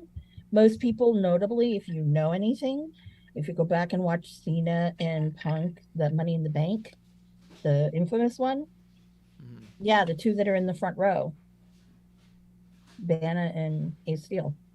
Mhm. They made Colt wear dress shirt. That's funny. I had no idea. I had no idea who the hell he was Yeah, until I seen AEW tweet. I had no idea who he was until freaking AEW tweeted it out, and they were like, "Ace Steel, longtime friend of CM Punk," and I'm like, "Wow, how fucking convenient." Well, Exactly. That's my problem is they made it a convenient story instead of actually building the story. Like, you always want to talk about long-term storytelling and how clever they are about stuff. You can't just one day say long-term friend, therefore this is important. Like, you need to build that in and refer back to them, and they could have brought it up a number of times, but at this point I feel like there's so much more to the story than we know. There's so much more to the story than I know that I feel like I just don't get it, but there's something there. I don't think they would do it. I don't think Punk would do it. I don't think Ace would do it if it wasn't really important, if they didn't believe it meant something. So it feels like it's an inside joke I'm watching on TV. Or it is an inside joke we're watching on TV. A lot of people are getting money for this. You know, the only thing I could think of when they're like, "Oh yeah, oh, he works with talent." When they said that, I was like, "Whoa, whoa, whoa, whoa! How long has this been? And two, is that you're just right now? I don't know who said it was, if it was Excalibur or Shivani, but right now, you just said to me, as a Colt Cabana fan, this guy's working in the back. You really solidified that he got blacklisted and you were going to get rid of him. So that angered me. I'm still angry about that because I'm like, really? Okay now. So you can have insignificant people in your life come in for the right money to, this is why they're gonna collapse, because there's going to be one day someone is going to get tired of all this bullshit back there. Is Cabana mostly being paid to just stay home and shut the fuck up? Like, he's there getting contracts to just get money and be, like, abide by the NDA, right? Like, that's what his contract's for. It's definitely not for talent. They're not using him. Cool. Oh, no, remember, he signed to Ring of Honor. He's a talent of Ring of Honor. Oh, a promotion that doesn't exist. That's convenient. Yeah. So... I thought he was signed for AEW. Yeah. Originally. But when all of a sudden he disappeared and he was about to be released and everybody under the sun came to bat for him, and a lot of you people would not even believe that kind of Colt's back went to bat for him. Tony kind of had to give him something. Is Colt wrestling indie shows at all? Yes. He also was doing over in Europe, AEW Games had some like kind of little roadshow recently. Yeah, the game. So he was in Germany, but he's been in Scotland because he was doing the Fringe again. He didn't do the whole month. He only did a couple of. No. No. Oh, he's in Chicago. Yeah, he's back in Chicago. Yeah. It just sucks for him, you know. I mean, they all went to bat for him, right? But they go to bat for him for what? Went to bat for him, but you know what? It's not. But for what? You know what I mean? For what? That's what I mean. For what? Like, they do it, and I get why. But I'm saying, like, to what end? Now he's ended up getting that new contract that just solidifies he just has to stay at home, and he doesn't mind. He can work indies, but the thing is, though, is not a lot of people know that, which is one. Two, I went on a tirade yesterday. And I'm like, you know what? If I ever want to see him wrestle again, I got to travel. And I don't find out until it's way expensive to fly, you know? And then I'm not going to not sit in the front row. Okay. Not gonna lie. I'm not going to pay like a $500 airfare to, you know, be all, oh, hi, you're my favorite. And I'm way the fuck back here. No, but no one around me on the West Coast, no one's bringing him in. And I'm at the point where I've said this, that do I need to sponsor him? Should I just give money that I was going to travel somewhere to see him? Should I just give it to you guys so you can bring him in just for me? Or do I have to make my own promotion now? But I would have the worst promotion in the world because no one would ever want to come to it because of the people I would hire. Yeah, it'd be great. So, but yeah, you know, it's really shitty. And that's why I was hoping that he would have gotten the contract. Now, The only thing right now that I think that would definitely save face, and I said it on episode 1, and everyone says that I'm on crack and whatever, is if Tony Khan really wants to throw everyone a monkey wrench, we all know Punk's going to win. He's not going to lose in Chicago. When has he lost a big thing in Chicago? Never that I know of. Yeah. Yeah. Let's get to that just a second. Because we'll keep it moving on that, because that's going to be an ongoing theme, obviously, here. It's a 3-part thing they did here.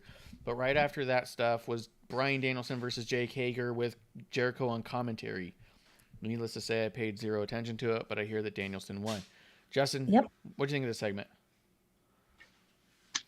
It was what it was. I wasn't really feeling... I just don't really like Jake Hager. Just having him in there, like... Love Bryan Danielson, but I just can't get into Jake Hager at all. Yeah, that's how I feel.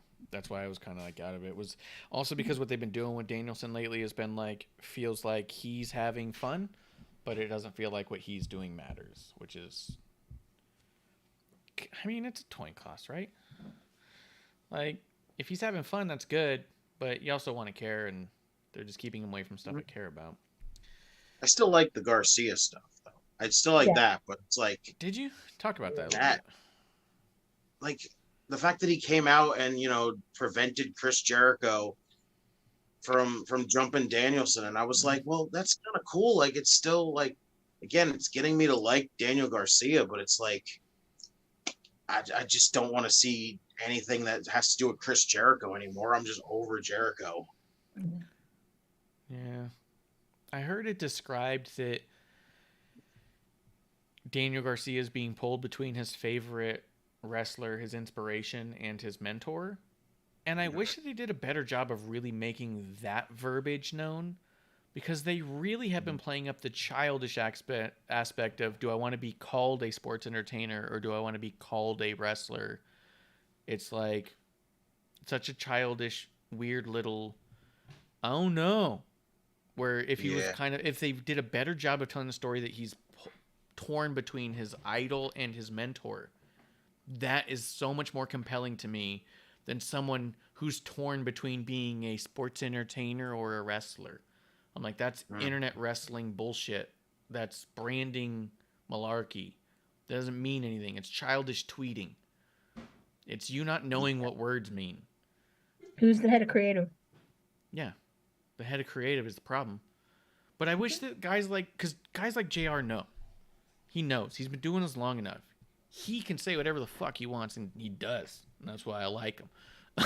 But if he did a better job of verbalizing, Daniel Garcia is torn between his mentor and his idol. Can you imagine seeing your idol and your mentor at odds and being stuck in between, where they both want you on their side? How do you pick between someone who's brought you to this level and the person who's at the level you want to be at? Then I'd be like, God, that's compelling.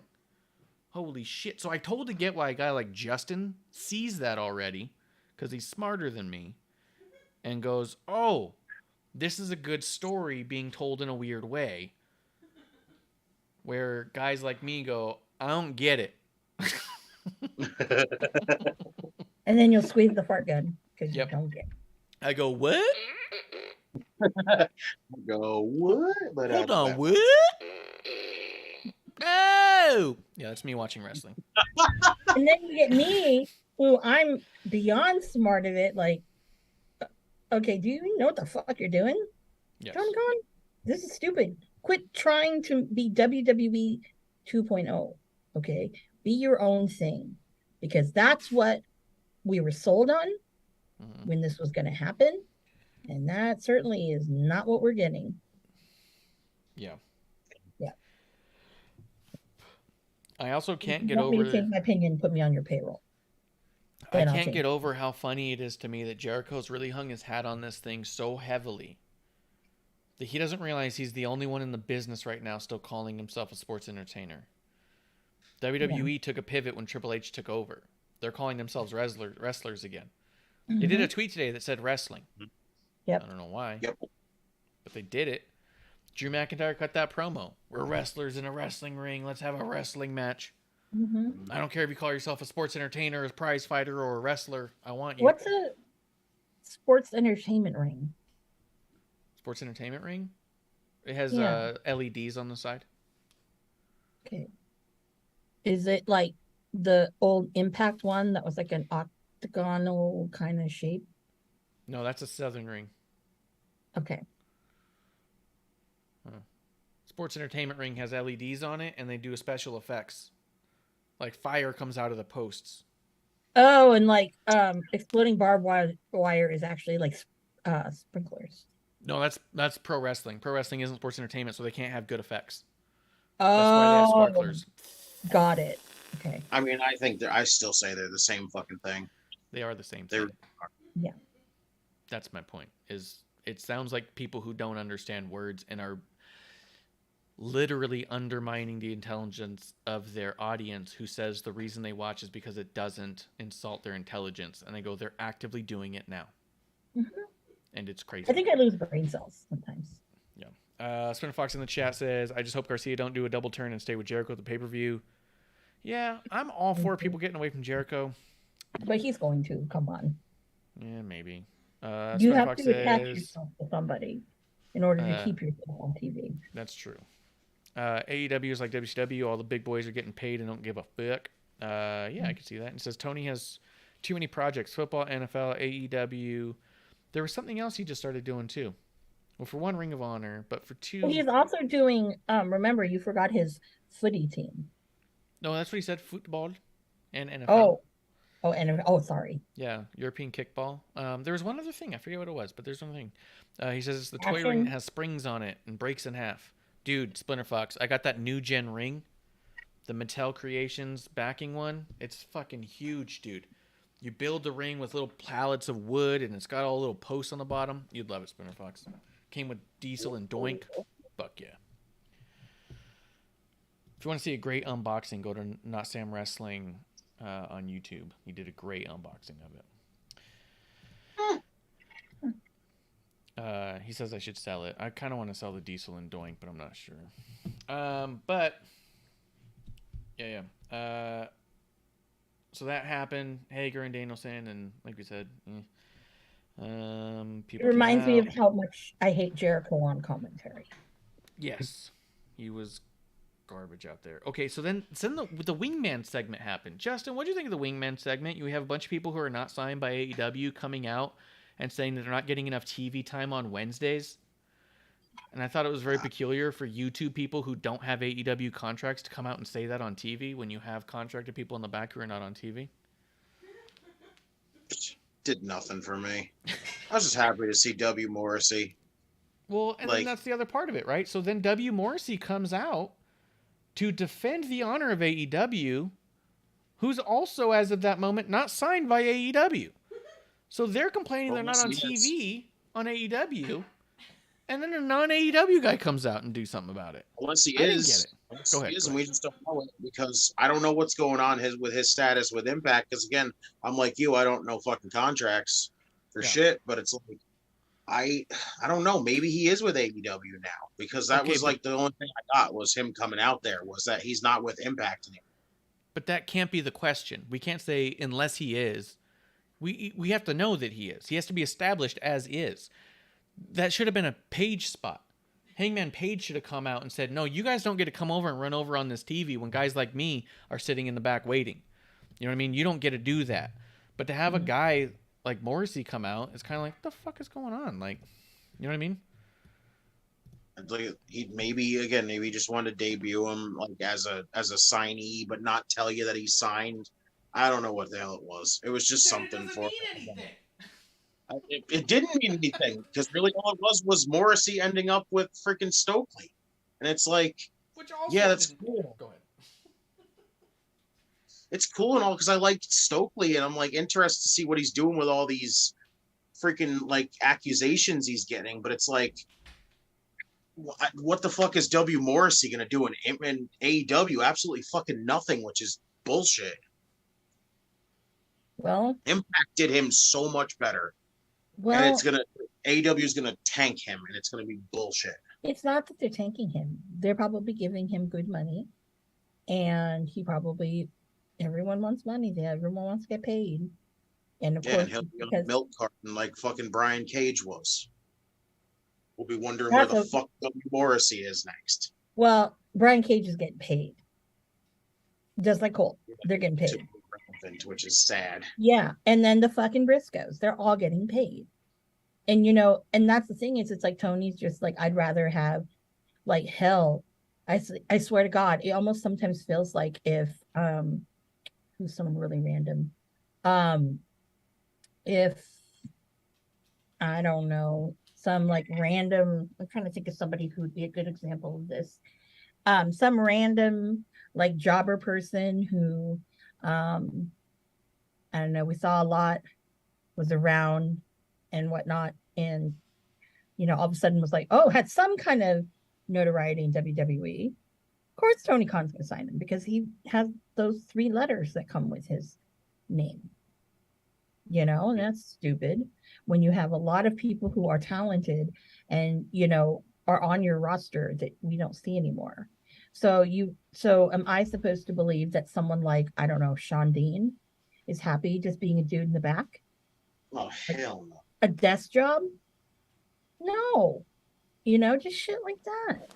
He's literally on Dark every freaking week. Like, Yeah. and not even on that anymore. Like, Yeah. that's where Morrissey's going to be in like a Well, week. you know what? It's just BS. You know what? That's where other people who were for a long time. And guess what? They're probably going to go back to that. You know, and it's sad. But, you know.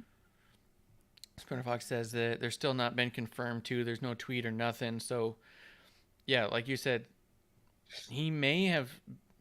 I don't think he was signing a contract. I think he showed up to do the spot for Stokely, and they may sign a contract down the line. No, he's got the W, the W, and the E in his resume. So thus, that means that he's a hot commodity. It doesn't mean that because he doesn't. Tony likes who he likes is the thing. Like he never wanted Gargano, and he was WWE. You know what I mean? But Gargano is like boring as shit, and probably people are like, you want to like have snooze fest on your TV, hire Gargano, which unfortunately he also doesn't realize that he has a lot of snooze fest on his own TV, but people aren't going to tell him that. Yeah, but I mean, Morrissey wasn't exactly lighting it up. No. Even as Big Cass, like that was an Enzo show that Big Cass Even happened to be on. those guys, Everrise or whoever the fuck those guys are. Yeah. Yeah, they're annoying as shit. Get them off my TV. Why do they get to be on TV every week? Oh, because they're part of Chris Jericho's peoples. I don't fucking care. Get them off my TV. Yeah, Get Guevara and his old lady off my TV. Sunfuck says Hangman's blackballed now because he hurt Punk's feelings. Jeremy in Time says even if he did sign with AEW, Morrissey isn't going to do shit. Archer's a big example that Tony doesn't know how to book big monstrous people. Nope. Yeah. Lance Archer pretty much tell you hands down that that Tony doesn't know how to fucking book big. Oh, I forgot about Lance Archer. What happened to Lance Archer? Why isn't he in the last match? Yeah. Went over to do and then finished. And speaking of which, who is the grayed out person? The to be determined. Mm-hmm. What match is that for? They get the casino ladder match. Mm-hmm. Oh yeah, I don't. Yeah, probably another signee. Probably another signee. The only way would be the rumor Stokely is getting all these dudes for MJF. We shall see. That'd be interesting if they built. But I don't. But what I don't get is that Stokely isn't going after any stars. He's going after jobbers. Yeah. And it's weird. Yeah. But best Stokely is with MJF. That's all I know. Yeah. Yep. Now, I will say this is what would be hilarious if there is a signee under there. Man, I would love to see goddamn Nick Gage up in that shit. He gives no fucks. Yeah, he's not. I can see now you're not using me. I can see him like fucking cutting a promo. It's like, holy shit. Yeah, you don't want to put this man go over there and just murder Punk. Yeah, I know. I'm wishing. What? This says Lee and Ego. He says Ego are not jobber. Talking about Ethan Page, he's absolutely a jobber. Yeah, Ethan Page, unfortunately, is the most disappointing signing. One of the most disappointing signings, I think, that Tony has there's a done. lot of potential there. I He love literally him. one of the best tag teams in the world To to fucking. nothing. Okay. Then Scorpio we had the Sky. women's tag match. Tony Storm and Cheetah beat Britt Baker and Jamie Hayter. Does that mean Britt Baker's winning the championship on Please Sunday? no. Probably, but I'd actually would really prefer it to go to Tony. I would Tony or prefer Jamie Hayter. I don't want Britt with the title again. anybody Sheeta, but Britt. yeah, Sheeta's a little boring. You know, I'm like, no. I personally feel that if it's not Tony or Jamie Hayter, then it better not fucking be Britt Baker. I hope it's not Britt because I don't want to go through another fucking Thunder Rosa and Britt Baker match. Please no. Oh yeah, for one, and for two, I don't want to go through any more Britt than we already get. Yeah, I'd rather Jamie win it. Britt get jealous. Jamie go out by herself. Jamie beat Thunder. Jamie hold the title, and then beat Britt again because fuck Britt Baker. Yeah. Yeah. Spinner Fox says I feel Darius Martin is the Joker in the ladder match. That'd be terrible, dude. You can't. No, Darius Martin's already in there with his face on the poster. Is he? Okay, good. He'll be injured in that match and be out again in another 7 months. Wait, what happened? Darius. Wait, what do you mean his face on the poster? Dante Martin. I was about to say, but his brother. What about his brother? His brother's still injured. No, that's what if that's going to come back? Yeah, if he comes Darius? back, yes. Then it would just be and then he'll just injure himself in that match too. No. Just be a waste. No. What'd you think of the Kip Sabian and Pac video package? Huh? What'd you think of the Kip Sabian and Pac video package? I'm not gonna miss that. I kind of liked it. I'm kind of wanting to see it. Like I don't know. Sabian looks different, and I kind of like. I'm interested to see like what he's gonna be like now that he's been gone for so long. He's got this new look to him. Like I'm kind of interested in it because I'm not really crazy for the All Atlantic title. It's just since it's just kind of a worthless title, but at least it's going to be on some kind of AEW TV where it's actually going to be seen. Yeah. I hope he wrestles with the box on his head, but that'd be hysterical. They should. It's like the Gong Show, the guy that had the paper bag. God, that just dated me. Yeah. I feel like I liked the video package. I just wish that I had any reason to actually care before this moment. Like, Kip Sabian's been absolutely written off the show for over a year. And never mentioned, and no one cares. And so he gets a title match? Like, is there no ranking system for that title because it's so new? Like, because it's mixed. It's another one. It's mixed with the fucking world title and the TNT title bullshit. They all share the same rankings, which is the dumbest thing I think I've ever seen. So then how can Kip Sabian get a title match if he's not had a match in over a year? He went into business for himself. Oh, okay. That's something at least. Smart man. Yeah, during that match, the trios match. Yeah, it's a very smart man right there. He is, man. That's the box, dude. That's why wrestle in the box. It would be great if he did like a Twin Magic segment, and they switched, and it was actually not Kip. And Kip goes and switches out and has the pin. That'd be hilarious. No, if Kip wrestles in the box, he'd probably hide under the ring with the box sticking out. Pac would go to grab it and he'd pull it out and there'd be nothing. And he'd be like, surprise, I don't have the box on. 1, 2, 3 pin. Oh, Spinner Fox says you could put MJF in the ladder match. That'd be interesting, actually. That'd be interesting. Jeremy says... He says, I mean, the ladder match is filled with tag teams anyway, so Darius would make sense. Miranda Fox thinks Kip has Joker vibes. I could see that. He says the rankings need to go away, but I think AEW will go away first. And he says at least I'll have GCW and NJPW. But yeah, I thought the package was nice. I just wish that this wasn't the first we've heard of Kip in over a year. I go, oh, he's done nothing and now he has a title shot.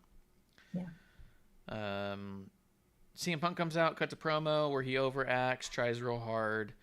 Ace yells at him, and in the span of about 3 minutes, he goes from not being sure of himself, calling a fan fat and saying that he doesn't get laid, to saying that he feels like he let the fans down because he loves them, right on the heels of calling the fan fat, and pointing at him to point him out, to say him right there, the fat one, he's so fat he doesn't get laid.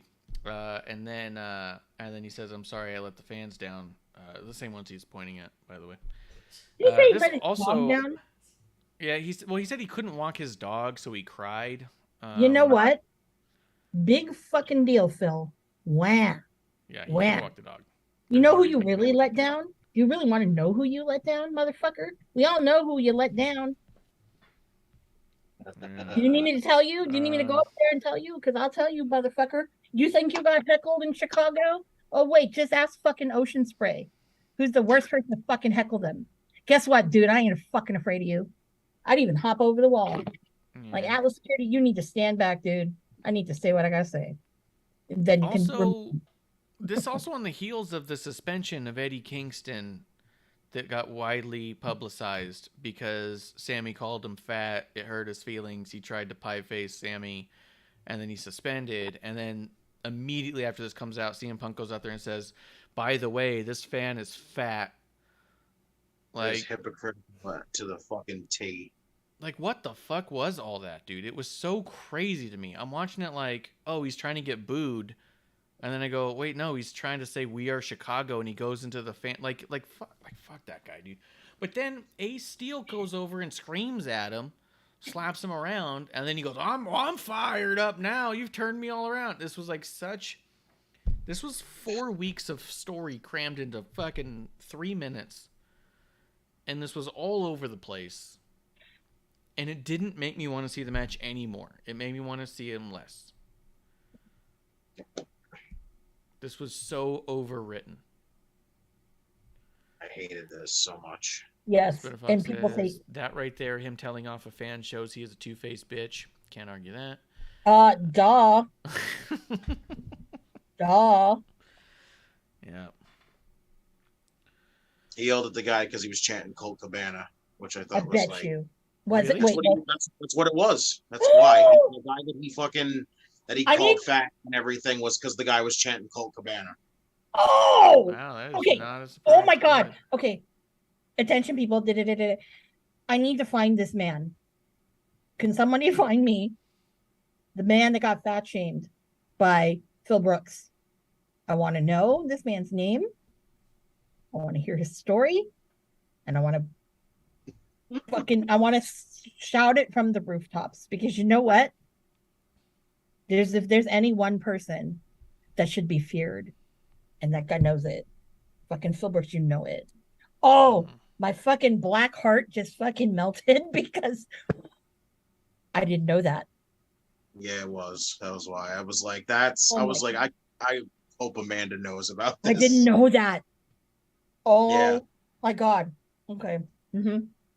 Yeah. That promo was just absolutely nauseating. Just watching him come out, get all fucking emotional, like I was 100% cleared, but I'm gonna sell this foot injury because for some reason, and my sister's in the and I'm like, this is fucking nauseating. Like, this is all just a fucking sympathy fucking promo for Punk.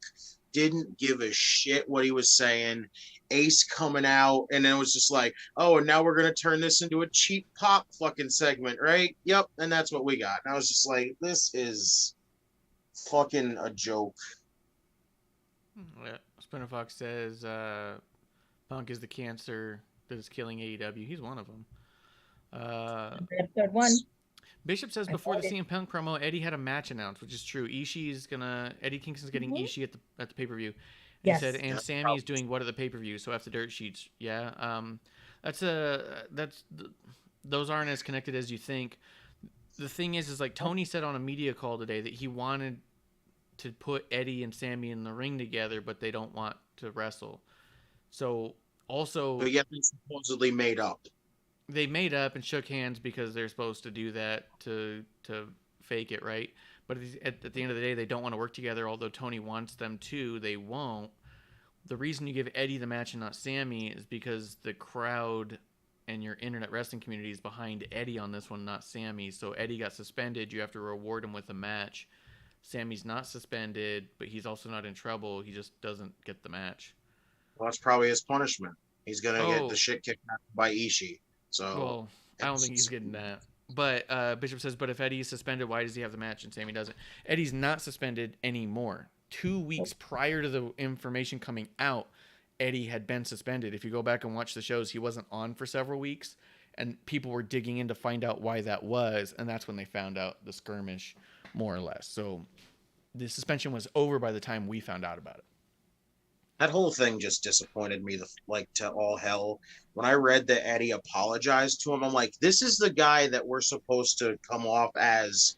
He doesn't give zero fucks. But then he's like, I'm so sorry I slapped the shit out of you, Sammy. And I'm just like, Eddie, what the fuck? I'm like, you're supposed to be the guy that I'm supposed to be terrified of, not the guy that I'm going to walk up to and he's going to slap me in the face and then go, I'm sorry I slapped you. Like, I was just so disappointed by that. I'm like, come on, they are making Eddie look like a fucking chump, and it is sad. Yeah, I don't like what they've done with him. But yeah, I didn't think there was anything redeeming about the CM Punk promo. I thought that was garbage. I guess it's okay to fat shame. That's what Tony Khan is saying. It's okay to fat shame, and it's okay to belittle Colt Cabana. Okay, I get it. Well, no, it's okay to fat shame if it's one of my favorites, apparently, because Bishop's saying he should have upheld the suspension. He did. You're not listening. He suspended him for 2 weeks. People saw he was missing for 2 weeks. They started digging around to find out why. It was because of all of that. But the suspension was already over. It was a 2-week suspension that we found out 2 weeks after the fact of the moment. So they did uphold the suspension. It wasn't in its entirety, but since they got so much stuff, now they had to shake hands and make a public apology kind of a deal. But why didn't Sammy have to go through sensitivity training again? Well, he already did it, so he's already got the certificate. Well, he should have known better. He needs to go back because obviously he learned nothing. He learned nothing. He's got it. He knows it. Mm-hmm. Jungle Boy and Christian Cage promo. Were you guys into that? Christian Cage was kind of creepy in that. He was weird. It was weird. Yeah. I missed everything about it because I'm just like, it's all we've been getting for this whole entire build, and I'm just like, can we just do something different? But no, the whole entire build is just a promo, and then a promo, and then here's a Christian promo, and then another Christian promo, and then here's a Jungle Boy promo, and I'm just like, oh my god, I want to see the match, but it's like the promos I can deal without every fucking week being the same thing. Yeah, I think the problem is just that they haven't developed into more, right? It's all been the same variation of the same promo for weeks. So it's like, it's kind of like the difference between long-term storytelling and telling a story over a long period of time. It's been really repetitive. We haven't gone anywhere. Like, it started off hot with some cool stuff happening. It was different. Oh, that's new. Oh, that's a twist. That's a turn. And then just for the last like 3-4 weeks or so, it's been like just this static, hold steady kind of a deal. I didn't feel like that was the biggest issue with it, is that it didn't provide like new info or a new angle to it. You know what I mean? You just kind of go, oh, okay, we already knew this. Mm-hmm. You know, FTR and Wardlow against, I think, Jobbers. Who was it? Vic Capri, Ren Jones, and Silas Young. Oh, poor Silas. Though. I know, poor Silas, man. Shit, that's one guy that needs. Well, I don't know what's happening with Ring of Honor, but he was one of my favorites in Ring of Honor. And but you know, again, I have no say. Yeah. You know what's funny is this was kind of opposite of NXT, where the matches on this were like not good. In NXT, it was all really good matches with a bunch of really crazy stuff in between. This one was like almost staticky. Yeah, even the Dante, shit in the Phoenix, Roosh, and Yuta, I didn't even try to watch. It seems like a match you guys would have liked, if I'm being honest. Well, Fatal On Four-Way paper. was awesome. The shit out of it. Go ahead, talk about it. Tell me what you like. I didn't bother watching it. I enjoyed the match. It's just like as Tony was putting it, it was just to like get you more excited for the casino ladder match. And I'm just like, but the ladder match still doesn't mean anything. yeah. Like, yeah, you've had one person win the ladder match that's actually gone on to win the title, being Hangman. But other than that, what is the casino ladder match and or battle royal meant? You literally blow the load by just putting the match, the championship match, literally 2 weeks on TV after the freaking battle royal / ladder match. So what the hell's the difference? Yeah. It means nothing. It's literally just TV time to fill, and that's it. Yeah. In a way to circumvent the rankings. Yeah. But it was a good showing by all four of those guys. I will say that. It was a good match. Except for Wheeler Yuta, like he did fucking nothing in that match, but he still won the match. I And know. I was like, he was out of the match like the entire thing, and then he just kind of comes in, gets that rolling pin, and got the win. And I was like, did Wheeler even do anything in this match? I know. I thought that too. And then I was like, okay, I guess somebody's high on Wheeler Yuta, which, I mean, he's good. But granted, I mean, Dante Martin looked great with Phoenix and Roosh. I mean, that was a standout right there. And I'm like, I really like this kid. Like, sometimes I blow hot and cold with him because sometimes he looks really great. Sometimes it's like, no wonder your brother gets injured very easily, and yeah, I don't know, but it was just pretty good. Probably one of the better matches of the evening, to be quite honest. So Splinter Fox said in the chat, he said this was the match of the night. He said Yuden came out as a badass. He said that the ladder match is to bring out a new free agent, and said that more is less. Yuta did his job. Okay. So I still don't know why E passed on him. Talking about Dante Martin, I think. I didn't think that they did. I thought that he actually could have gone to either one, but chose All Elite because of the Young Bucks. That's what I thought too. So I thought the story was that they didn't pass on him. They offered him a contract, and he goes, I just want to learn from the Young Bucks instead. Yeah. Yuta was passed by WWE, he said. Oh, I could see that for sure. Wow. I'm not saying now. I'm saying when he first showed up, he was not much of anything to look at, or he wasn't saying much on the mic, and his matches were okay, but I could see someone not seeing something in him a year ago, for sure. Yeah. He's definitely come a long way in the last year. I'd be surprised if they passed on him in another year or two. I'd be surprised if they weren't in talks with him to get him at some point. Yeah. You know what I mean? But a year ago, I don't. I think the next big WWE grab is going to be Starks. I think that would because there is not much that AEW can give him because he's going to be a background player. He ain't CM Punk. And so, sweetheart, as much as you want to say you're going to have a great match with CM Punk, no. Phil's only in it for Phil. Phil doesn't give a fuck about you. Yeah. And that's where it's like, you can't put your chips on, you can't bet it wrong. Yeah. Yeah. That'll hurt you more than it'll do anything good.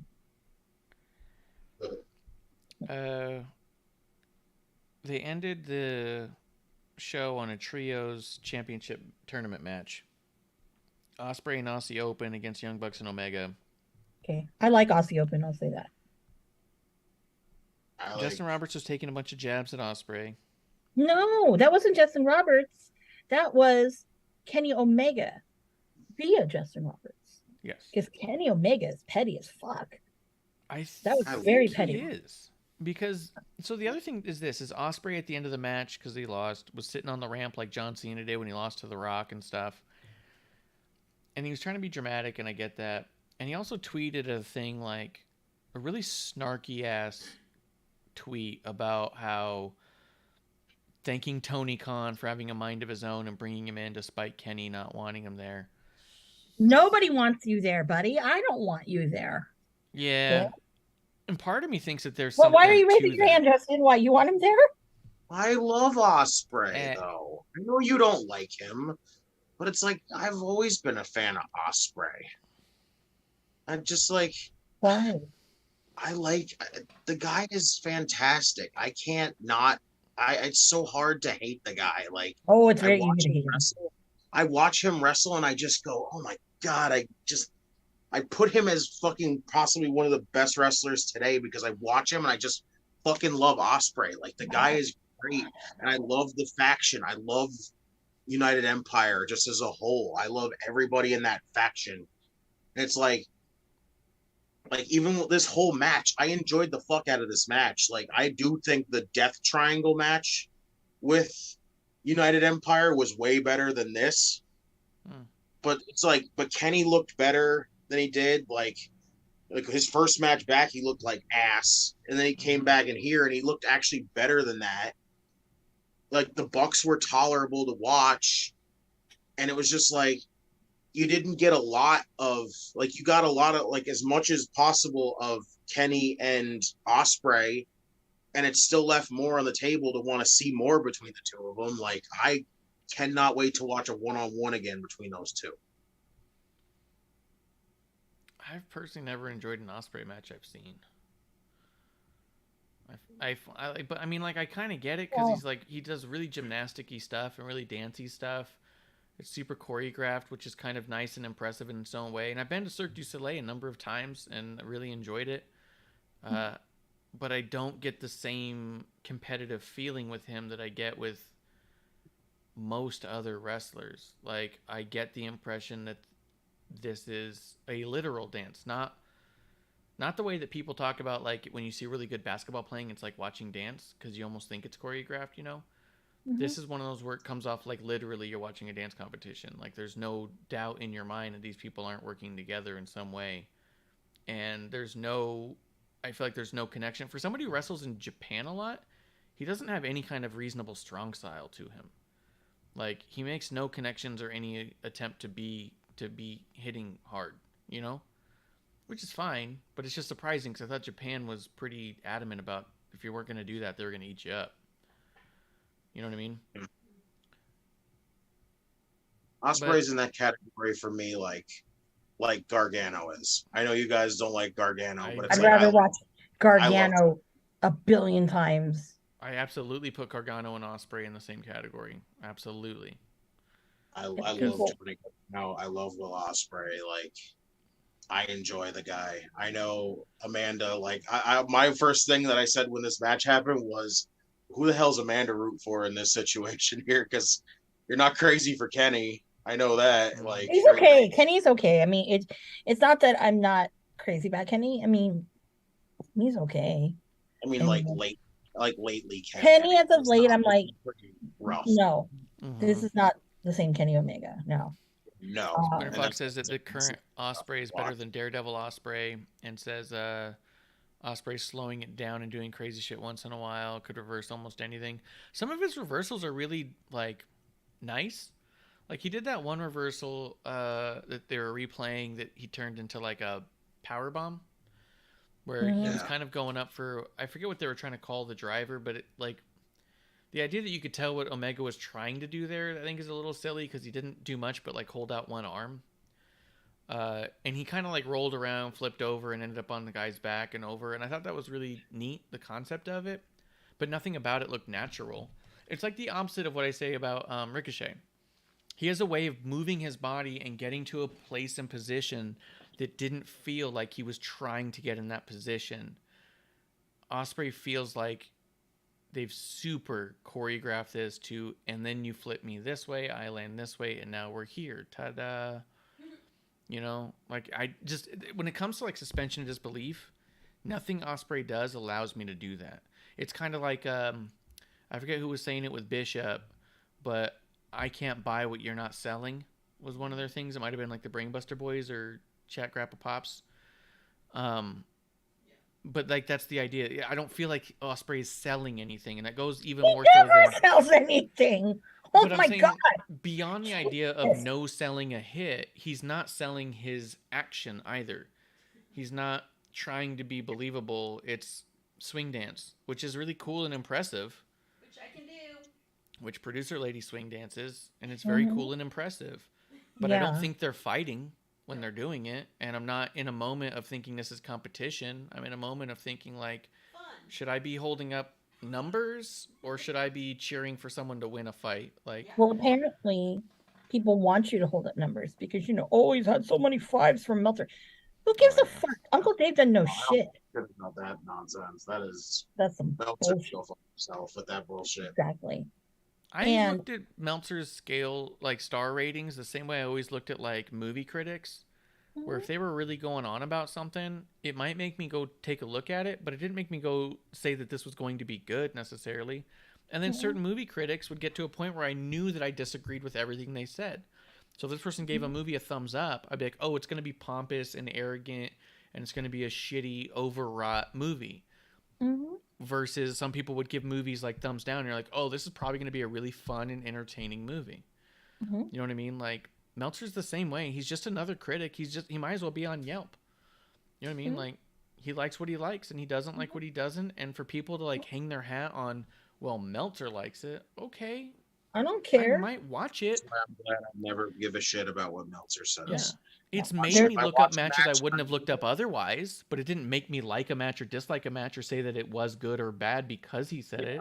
It was just like, oh, I hadn't heard of that match. Or maybe I should go look at it. You know what I mean?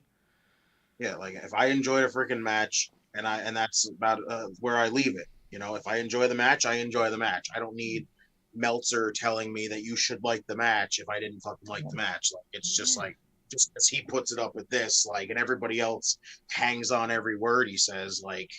It's weird. Yeah. Even movie buffs wouldn't hang their hat on everything Siskel and Ebert said. You know what I mean? They wouldn't say like, well, they said this. I mean, some people would say they said it got 2 thumbs, so maybe we should check it out because they both liked it, and that was rare. They didn't both like the same thing a lot. But Spinnerfox says, calling it now, Ospreay's gonna be the first one to kick out of the 1-wing angle. It's a great build-up. That'd be interesting. If that did happen, that would be interesting to look back on.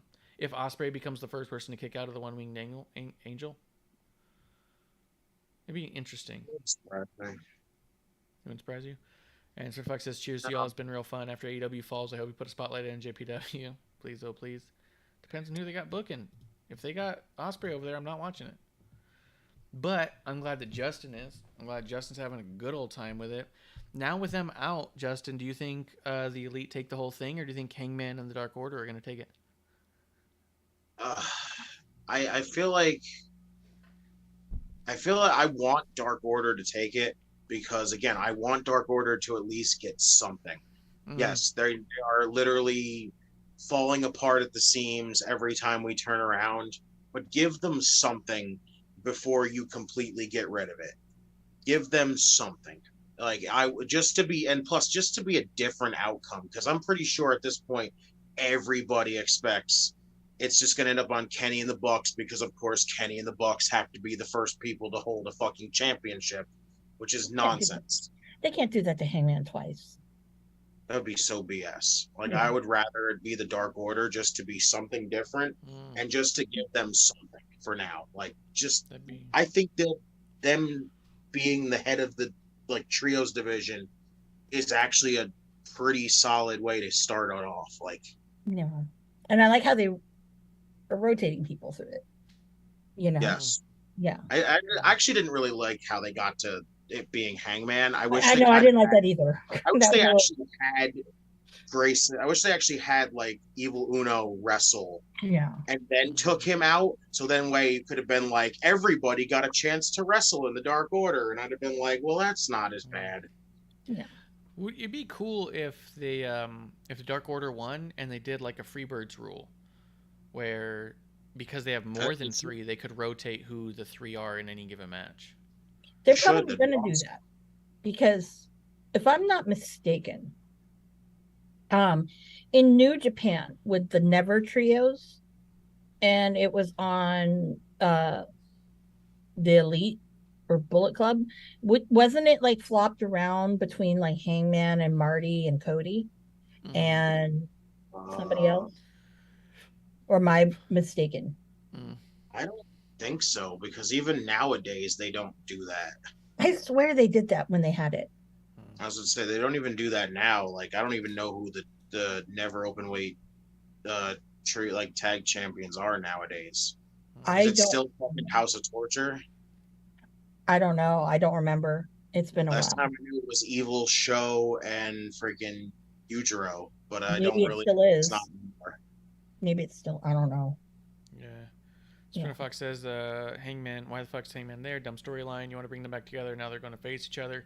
I do think that, however it plays out, that Hangman Page is the deciding factor. He's either going to cost the match for Dark Order because he won't turn on Kenny and the Bucks in some way, or he's going to like cheat in some way or do something against Omega, and you know what I mean? Like he's definitively the deciding factor in this match.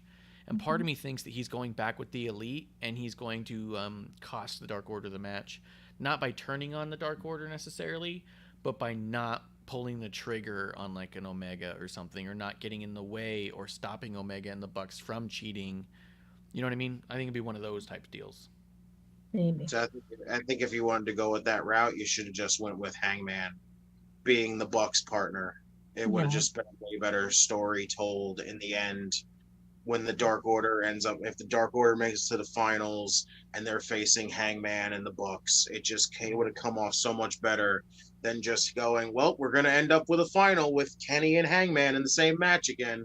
Yeah. Did you know they fought each other before? Like, yeah, forced. But I think this time that Hangman should come out on top, because that's what everyone felt in the beginning with the whole title shit, and that's what's right.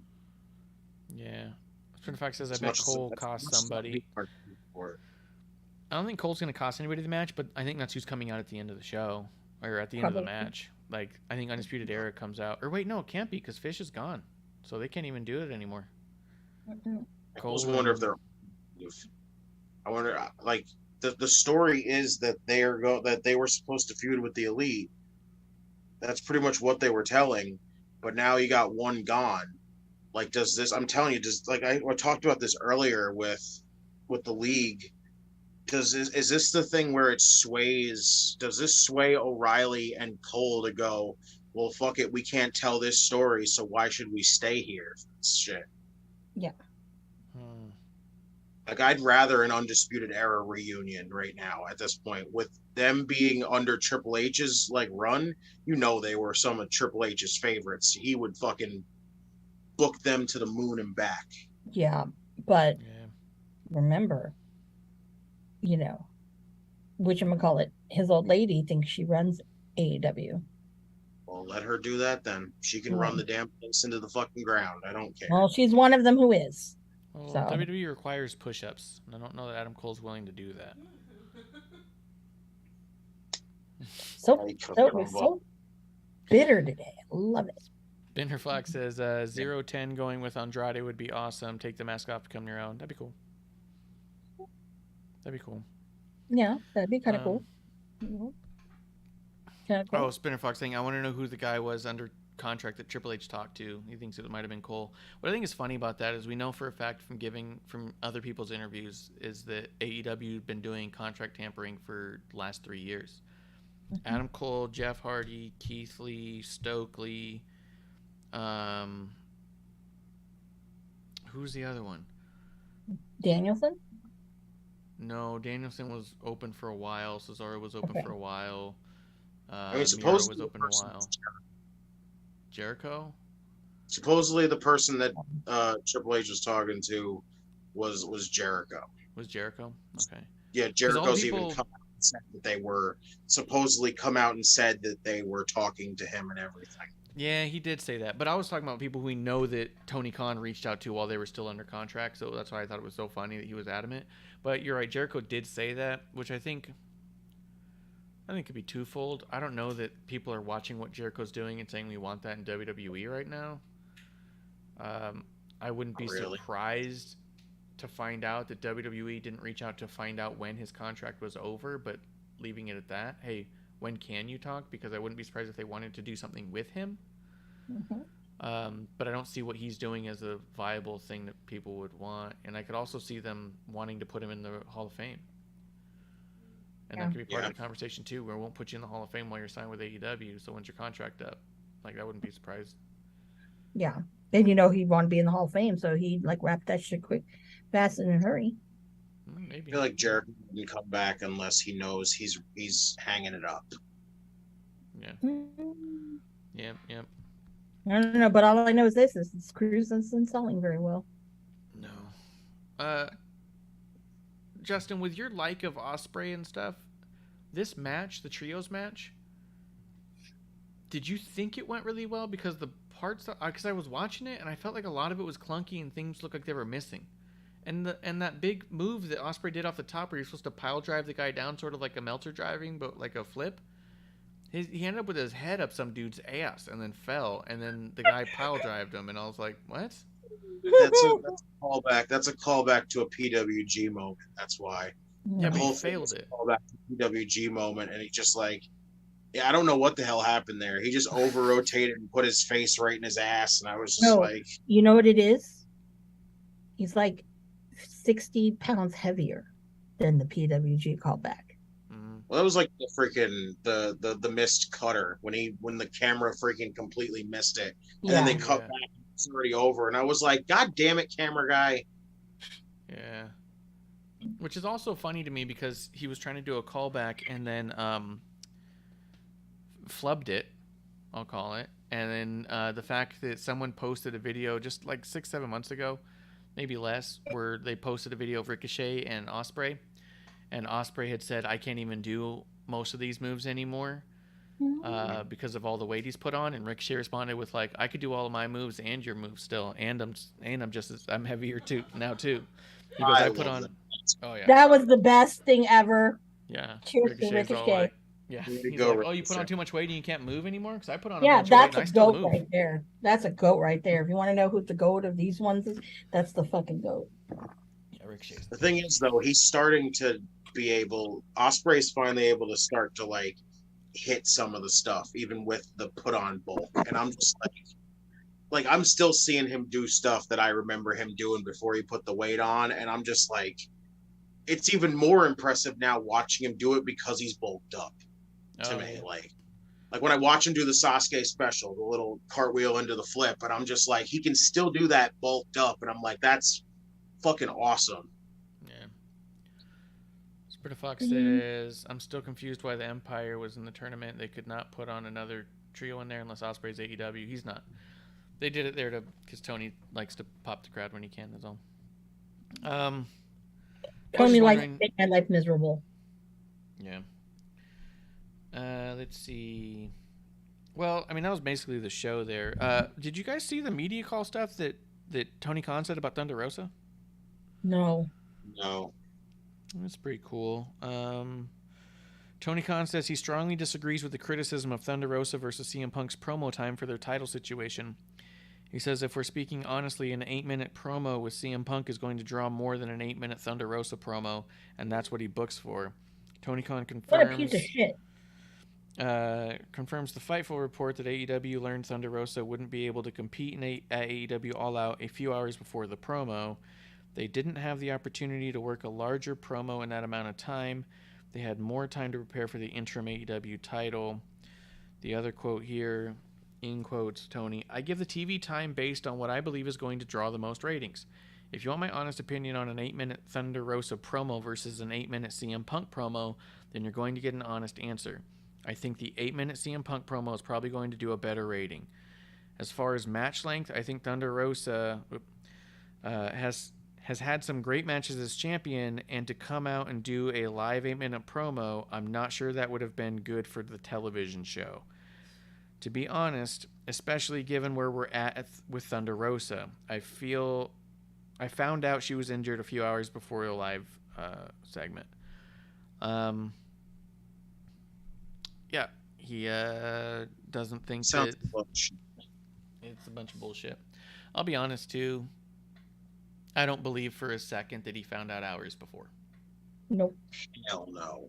There's not. I think that's part of him trying to save face on why he treats the women the way that he does. I feel confident. Unless you're Britt Baker. I feel confident that the slated time for under a minute for Thunder Rosa was not only the plan all along, it was the plan knowing full well she was injured from beforehand. There was never an adjustment made there, especially if you want to talk the CM Punk route. His debut was given no, I mean, in its debut, there's a lot of good reasons why you would do it this way, but to say you have no time limit on segments and we'll work everything else around that time, and then to say that we'll CM Punk is a better rating for 8 minutes, but I'm going to give Thunder Rosa 45 seconds. It was also 10.5 minutes that Punk got, and Thunder Rosa got 47 seconds. I don't think anyone's saying that Thunder Rosa needs 10 minutes. I think what they're saying is that you gave her 45 seconds. Mm-hmm. Like, you could have given her 5 minutes. Could have given her 3 minutes. But how come Britt Baker got the time she got? Yep, and Britt Baker had more time in ring to, in that same show. Britt Baker grabbed a microphone and cut a longer promo cutting down Thunder Rosa and saying she's coming for the title and Thunder Rosa's a bad champion. Then Thunder Rosa got to say that she had to step away for a legit back injury. So it's just a bunch of bullshit. Go ahead, Thunder. Is it favoritism? Easily. Yes. Favoritism. Like, it's just BS. Like, Britt even used to get all those fucking segments when she was champion. Like, she literally, they'd have to have her cutting a promo backstage where she'd have to do these little fucking digs and at WWE like she always does. Like, she's so witty and clever when she does them, but it's not. Like, it's just, it's clearly fucking favoritism. Mm-hmm. Yeah. Spinner Fox says, I want to know what Marsh thinks of Thunder Rosa heat with Baker and Jamie, breaking Jamie's nose and hiding in the bathroom. Rumor was Tony was going to win the Sunday. Spinner Fox, what I think is that it's very clear to me that Britt Baker and Jamie Hayter talk to Meltzer on a regular basis. That's what's clear to me, is that you can read all these reports that are coming from Dave Meltzer, and you can see these backstage, behind-the-scenes moments of Britt Baker saying, I wonder what Meltzer's going to think of that. I hope Meltzer gives me that 5 stars on this one.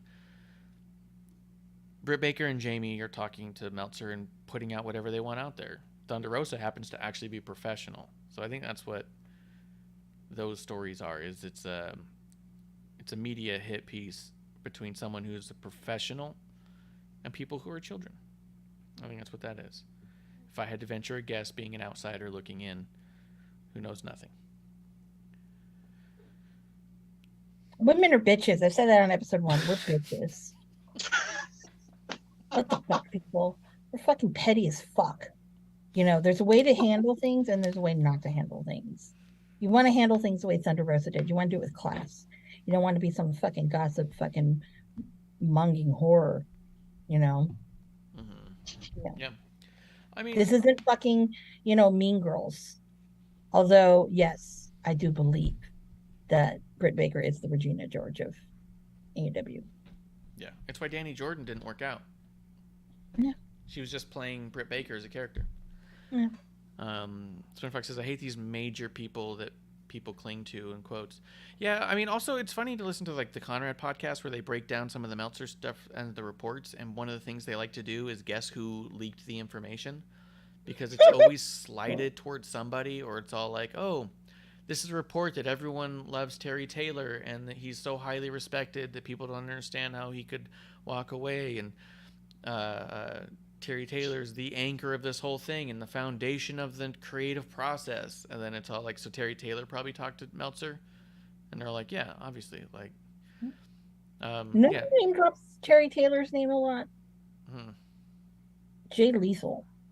Oh, that's funny. And I'm not trying to say that's like knock Terry Taylor. I was using him as an example. But there was one where, like, Terry Taylor was released and Meltzer reported this whole thing about how important Terry Taylor was after he was released. And they're like, so Terry Taylor's trying to position his next job and went to Meltzer to help get that word out? I was like, yes. That's how that works. That's what you do. That's what you use Meltzer for. Uncle Dave will never, ever, ever, ever, ever give Cabana credit where credit is due. Yeah, because he doesn't talk to Meltzer. No. If Colt Cabana kissed Meltzer's ass, then he would be... No. And Colt's never been one to do that. No. That's what I'm saying. He doesn't. No. Janela? No. Yeah. I think he told us Meltzer once, too, if I'm not mistaken. That's awesome. I'd have to ask. Yeah, I think so. Yeah. Because that's a company that gives no shits about fucking Uncle Dave. GCW. Did no shit. That's how it should be.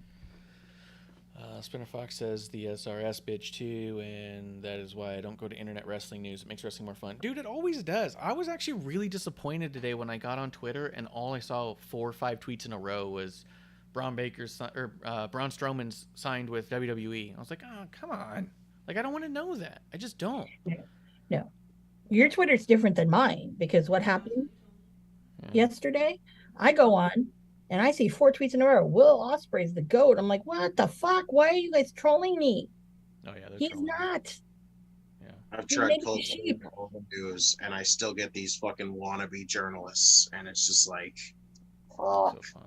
Yeah. Yeah. It's a sad day when you see someone reporting, one of these internet journalists reporting something that you said. I always laugh. I'm like, wonder where'd you get that from? Yeah, there's one I'm blocked by a lot of people. There's one I saw that, or I heard that I listened to that was a lot of people listen to, and it was funny because they're like, no other show said anything like this, and we've been right about this, that, and the other thing, and no other show ever got anywhere near this. And I was like, we talked about that for weeks. You're not the only show. I'm not saying you got it from us, but I am saying you're not the only people out there who can obviously tell this shit too. Yeah, but we have influenced quite a bit, I will say. And if it sounds like I'm a bitch and snobby for it, well, then you know what? I'm a snobby bitch because it's true. Splinter Fox says you have to make a wrestling Twitter and a regular Twitter so you won't get any spoilers. No, that's just it, Splinter Fox. I only have Twitter for wrestling. There's nothing else on the internet that I care about. I do things in my real life, and then I go on the internet for wrestling. That's it. I'm still waiting for the day that Instinct Twitter will come back. Man, I used to think that was like... Which Twitter? Insync Twitter. Oh, Insync Twitter. Yeah, that'd be good. That'd be a good day. That's when I started on Twitter back in the day, 99. But yeah, no, I mean, you know, yeah, I thought those people were fucking cuckoo for Cocoa Puffs. Nope. You internet wrestling people, man, you fucking take the prize. That and New Kids on the Block fans. Yeah, Spinner Fox does ask a really good question that we could end the show on here. He does say, when is the next Mission Pro? And the answer to that is September 17th. If you follow at WOTR the show on Twitter, on your wrestling Twitter, because I know you have a different Twitter for non-wrestling, we retweeted it today. She was Thunder Rosa was doing an interview with who was it? Jose Arredondo, local news, talking about Mission Pro Wrestling. And we posted that clip there, but they did put it over and talk about it. September 17th is the next Mission Pro. Yeah. Obviously, Thunder Rosa will not be wrestling on that one, but she's been not wrestling on there for a while now, and I think there's a reason for that. I hope that she would come back, like, for that My Birthday AEW show, which is on a Tuesday and not your normal Wednesday.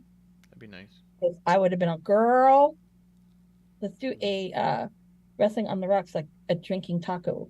Welcome to the Jungle. Do you have any matches listed there? It's called Welcome to the Jungle. You can go to missionprores.com, I believe. missionprowres.com for the... missionprowrestling.com. Okay. All right. Oh, but is there... Is Kylan King on that card? Is at Mission Pro Res. At Mission Pro Res is their Twitter for their wrestling Twitters. But we don't see the card yet. No. Sorry. Trying to get to it. Just feeling a little there. No, because I was funny because I remember that Tony was just singing the praise of Kylan King. I'm like, she's been, busting her butt for you for quite a while. Just sign her. They haven't done shit. Like everyone's picture on it. Everyone's pictures. I do see Maddie. I know that Splinter Fox says Ooh, I love Maddie. She is on the poster. Maddie. Thunder Rosa's on the poster too, but I'm sure she's just always there. Yeah. But she doesn't wrestle on those very often. Do you see Kylie King? I see Haladad. Mm-hmm. Nice. I think it's Kylie King on the left. I think it is. Yeah. I think so. But we don't see the match card there. But if you go to missionprowrestling.com, you can probably find more information if you dig around a little bit more. And you can watch on live when it's on. Yeah, they do it live. But September 17th, so 2 weeks away. So you'll be able to ingest Clash at the Castle. Which, by the way, earlier Splinter Fox says WWE's got stuff with their game because he said Riddle and Seth and Bayley are the only storylines that are any good right now. Like, are you not watching Sami Zayn and Kevin Owens right now? Like, you're out of your mind, dude.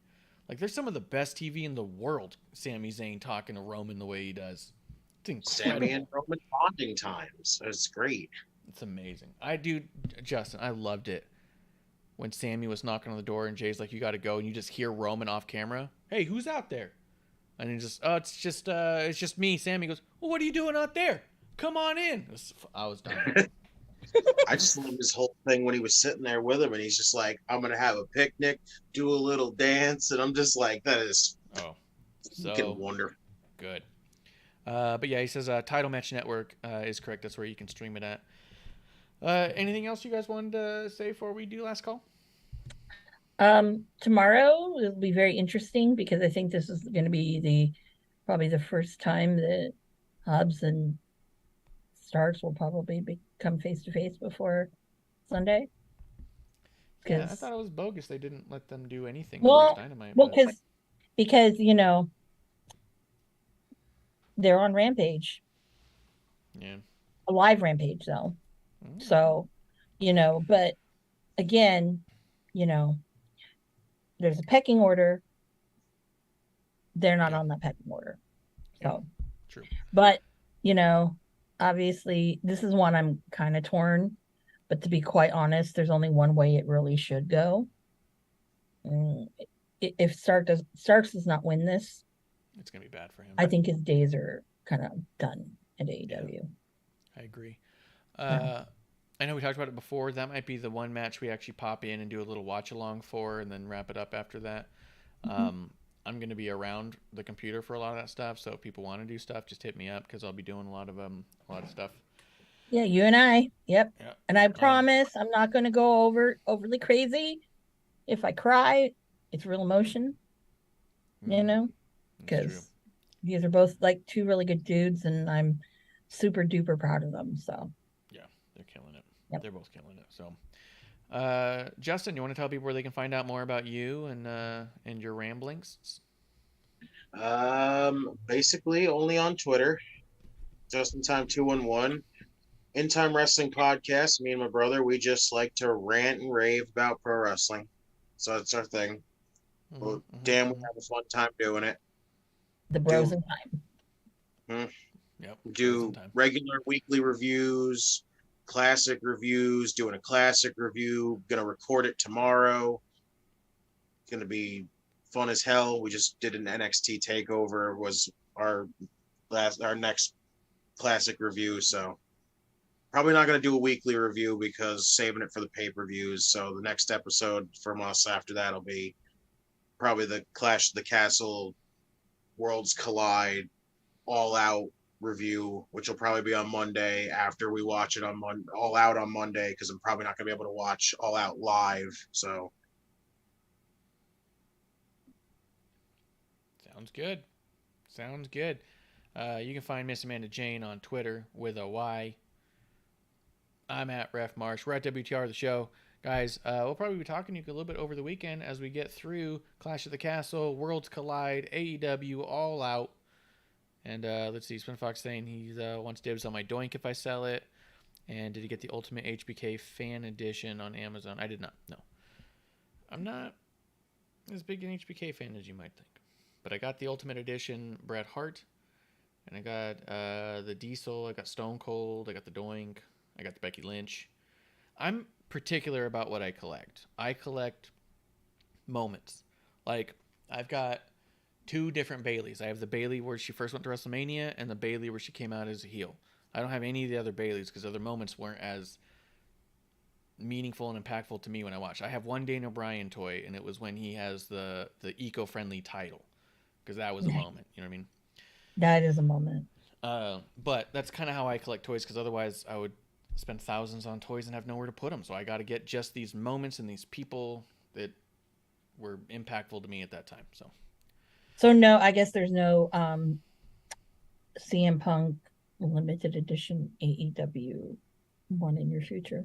I have no AEW figures at all right now. I've thought about getting the Thunder. Dustin Rhodes, but realistically, I probably would get the the Blood Brothers, the Blood and Guts one with Yeah. Dusty and Dustin and Cody. And Thunder. I'd get Thunder Rosa. I'd probably get a Ricky, but that's probably it. That's probably all You I get. know, Thunder, I don't think I've seen a lot of people get the chase of Yeah, I Thunder. haven't seen too many of those. No, everyone's getting Darbe, which is pissing me off. But you know, Yeah, again, so, if you find one, please get me. I'm not going to pay you $200, people. yeah. Yeah. Yeah. Yeah. But I'll pay guys, you. we will see you down the road, guys. Thank you for coming out, hanging out, having a drink with us, your drinking buddies. Guys, we'll be back for another one right here in the dive bar of the IWC. That's the last call. Cheers. Cheers. Hey, producer lady here. Thanks for tuning in. Continue to support us or buy us a drink by following and putting the I in subscribe on Twitch. Or subscribe and review our podcast on Apple Podcasts or wherever you listen to us. Cheers.